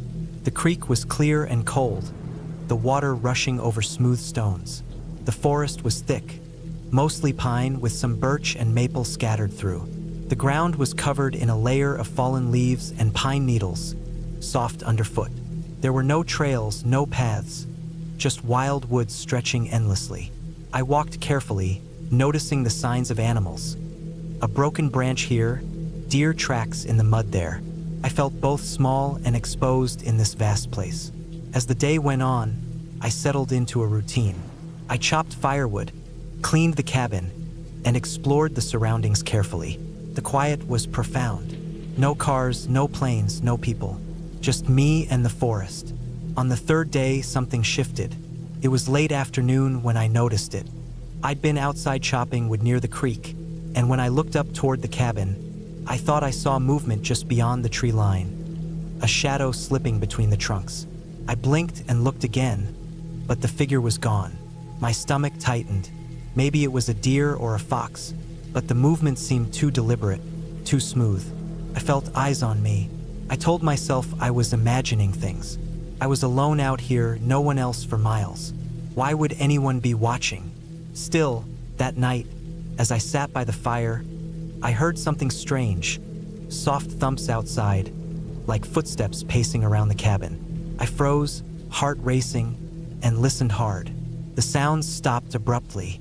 I grabbed a flashlight and went to the door, peeking out into the dark. The beam sliced through the black, revealing nothing but trees and empty clearing. I checked the locks and windows carefully, then sat back down, trying to calm my nerves. The forest can play tricks on your mind when you're alone too long. But the next day, the unease only grew.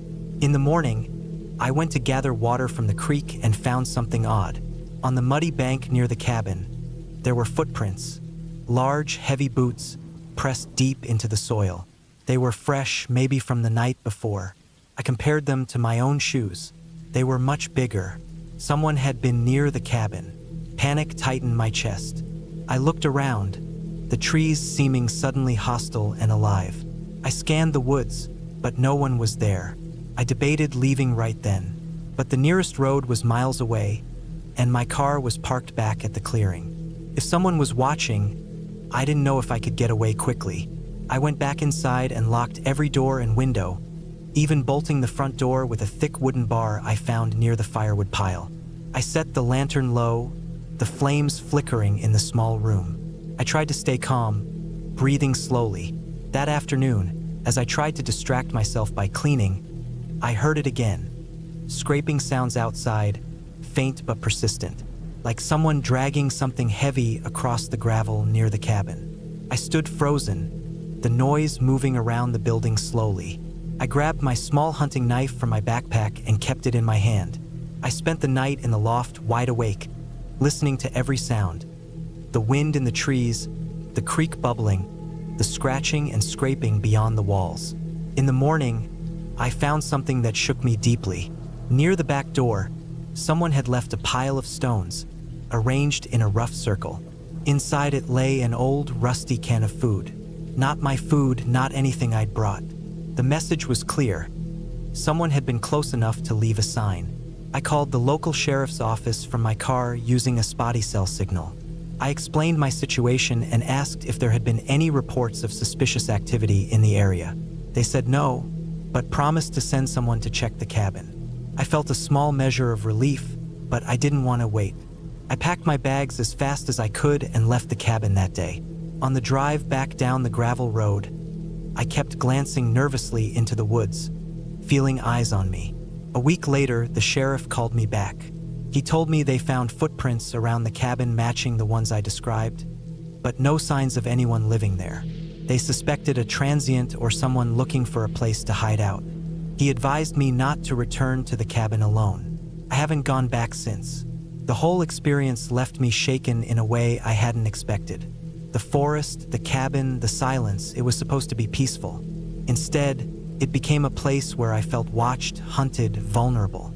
Sometimes, I think about what might have happened if I'd stayed longer or if the person had decided to make the cabin their home while I was there. But I know one thing for sure. Not all isolation is peaceful, and sometimes, the scariest things aren't ghosts or monsters. They're the people who slip silently into the shadows, waiting.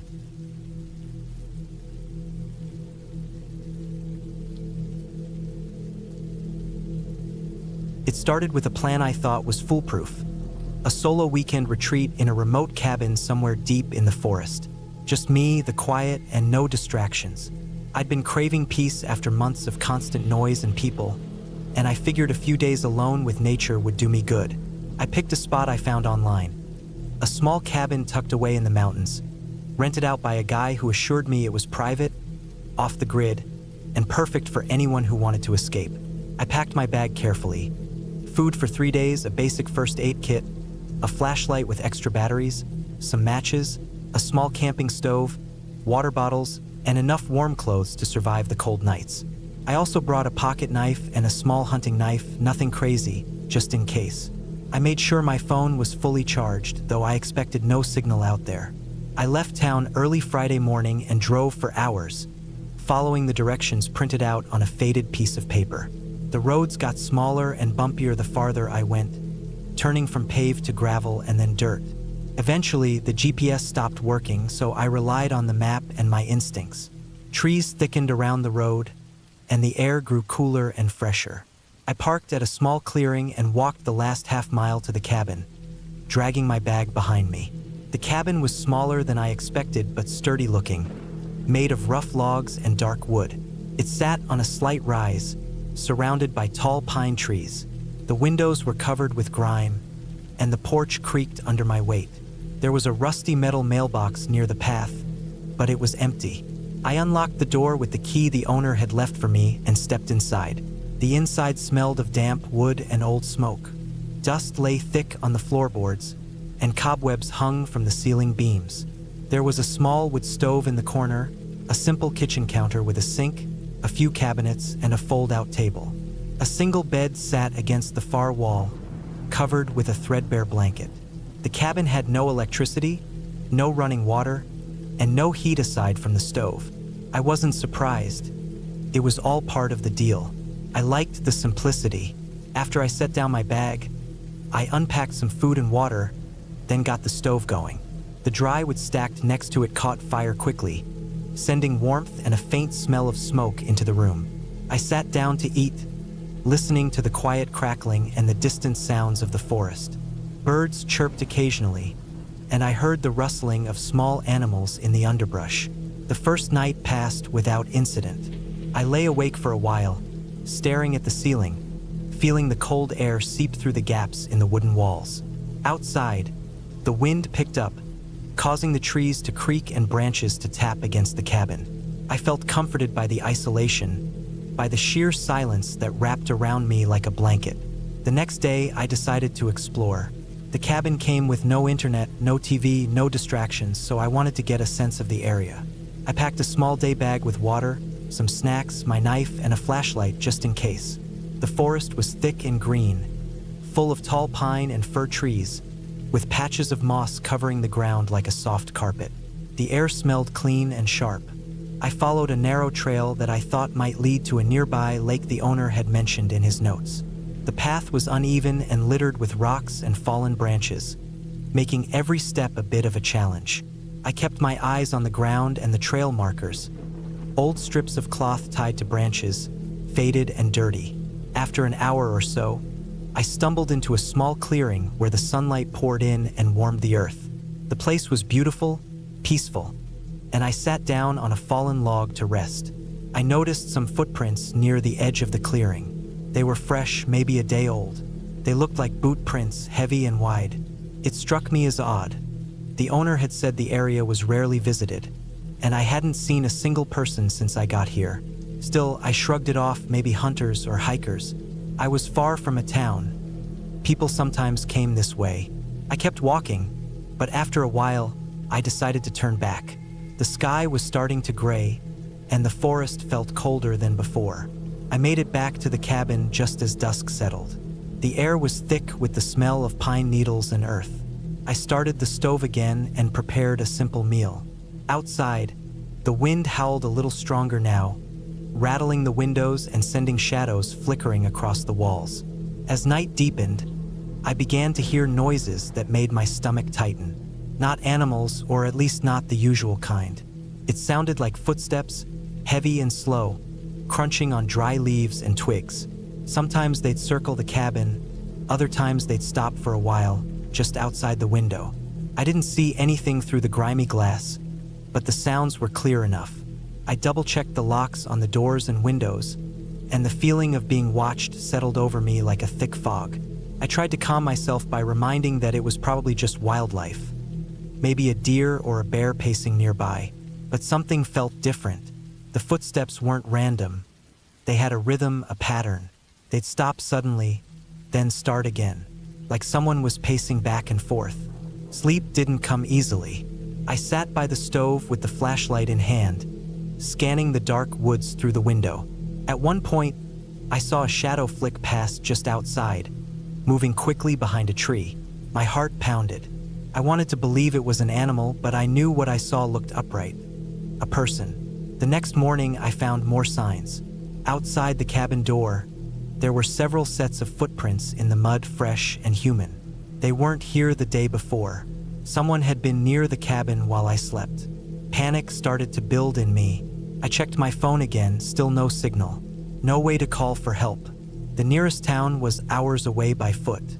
I packed some essentials, ready to leave if I had to, but the road back was long and dangerous, especially if whoever was out there decided to follow me.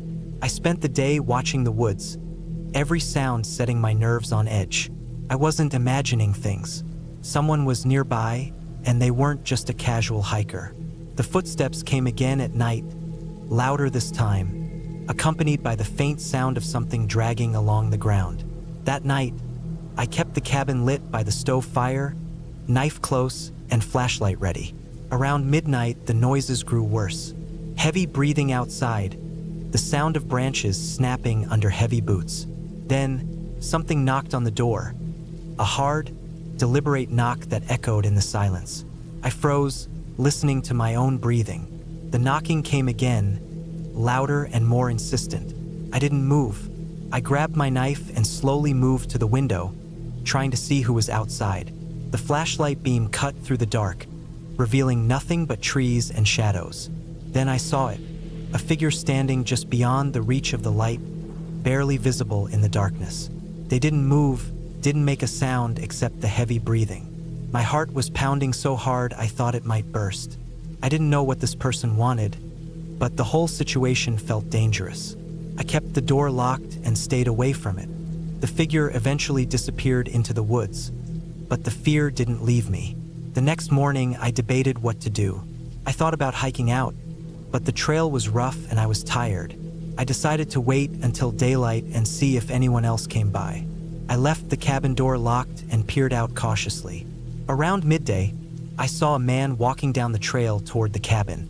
He looked rough, dressed in worn clothes and carrying a backpack. Relief washed over me.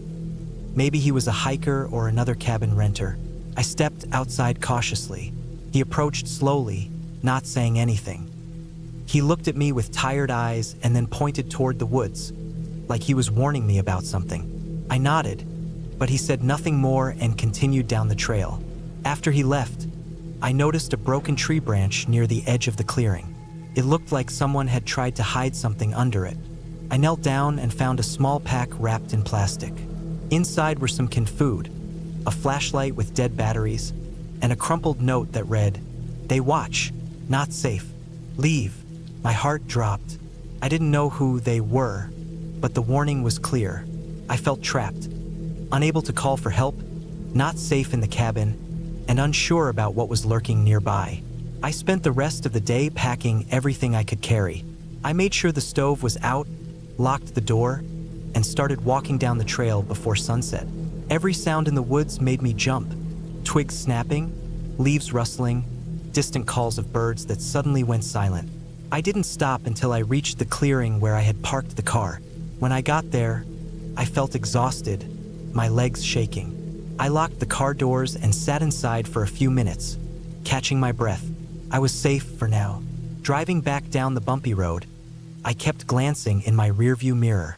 The forest looked endless, dark, and quiet, but I couldn't shake the feeling I'd been watched the entire time. I never found out who was out there or what exactly they wanted. Maybe they were hunters, maybe someone dangerous living off the grid, or a group of people I didn't want to cross. But one thing was clear, the cabin wasn't as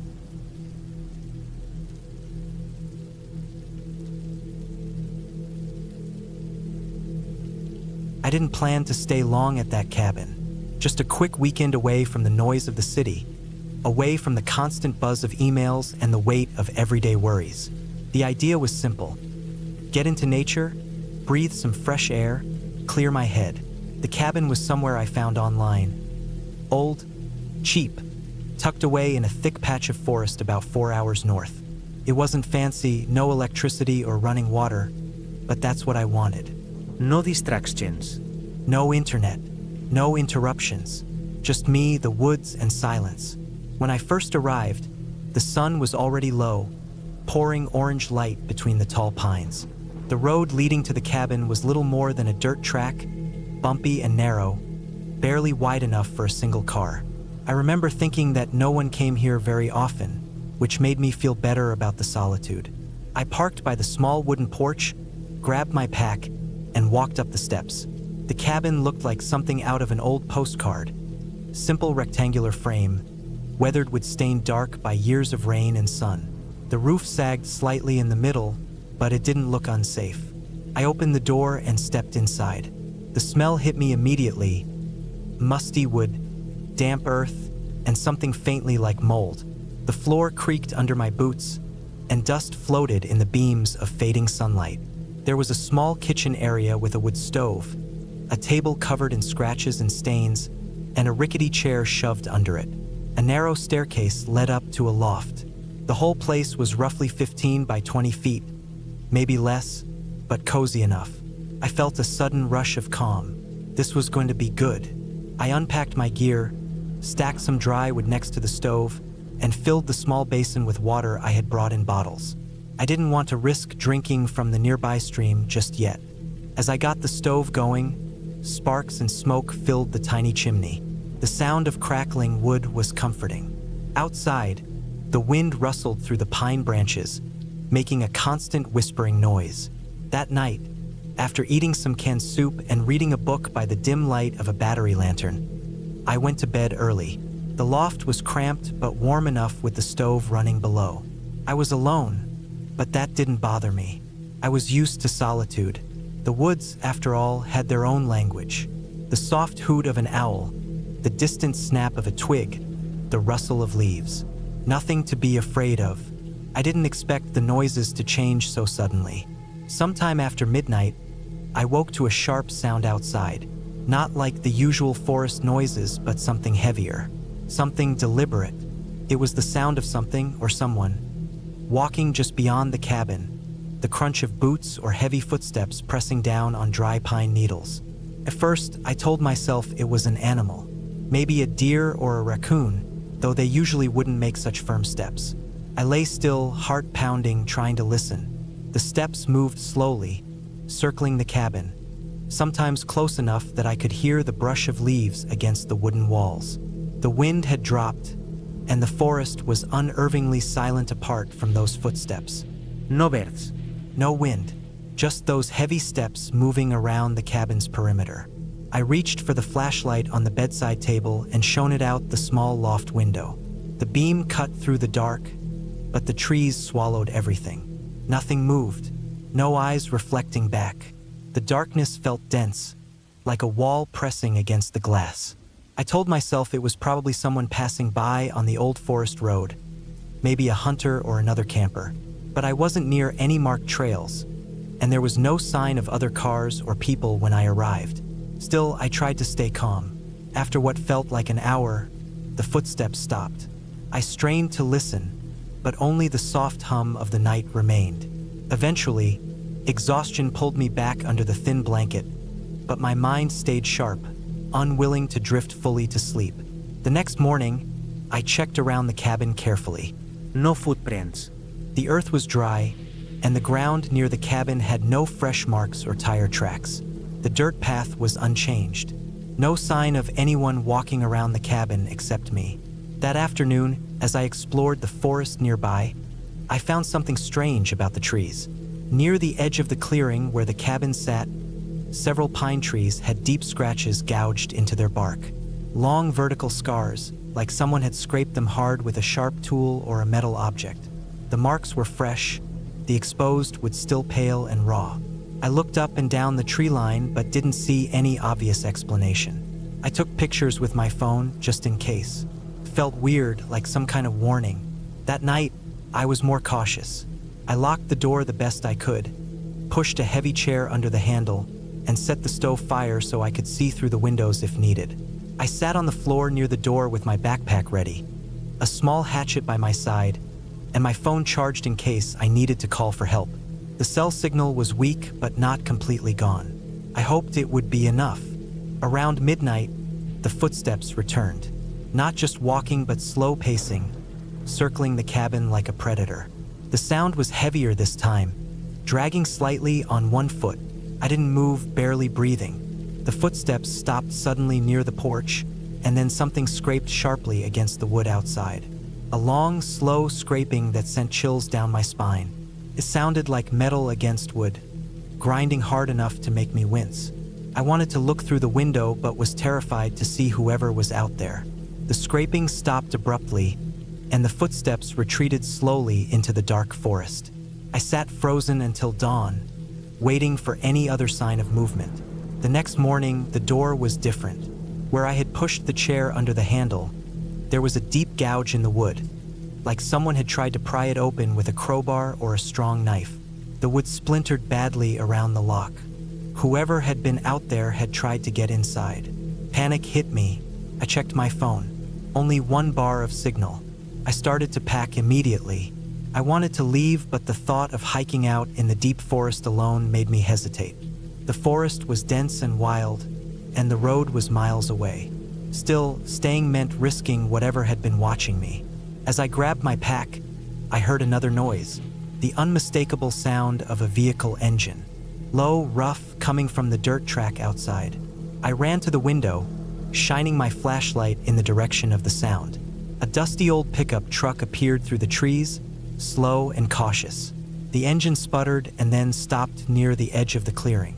I couldn't see the driver, but the truck's headlights shone dimly. I froze, unsure whether to run or hide. The truck stayed still for several minutes before the engine started again and it drove off, leaving a cloud of dust behind. That day, I hiked out cautiously, keeping my pack light and my eyes scanning constantly.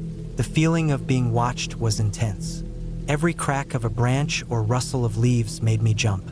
When I finally reached the main road and cell signal, I called the local police and reported the incidents.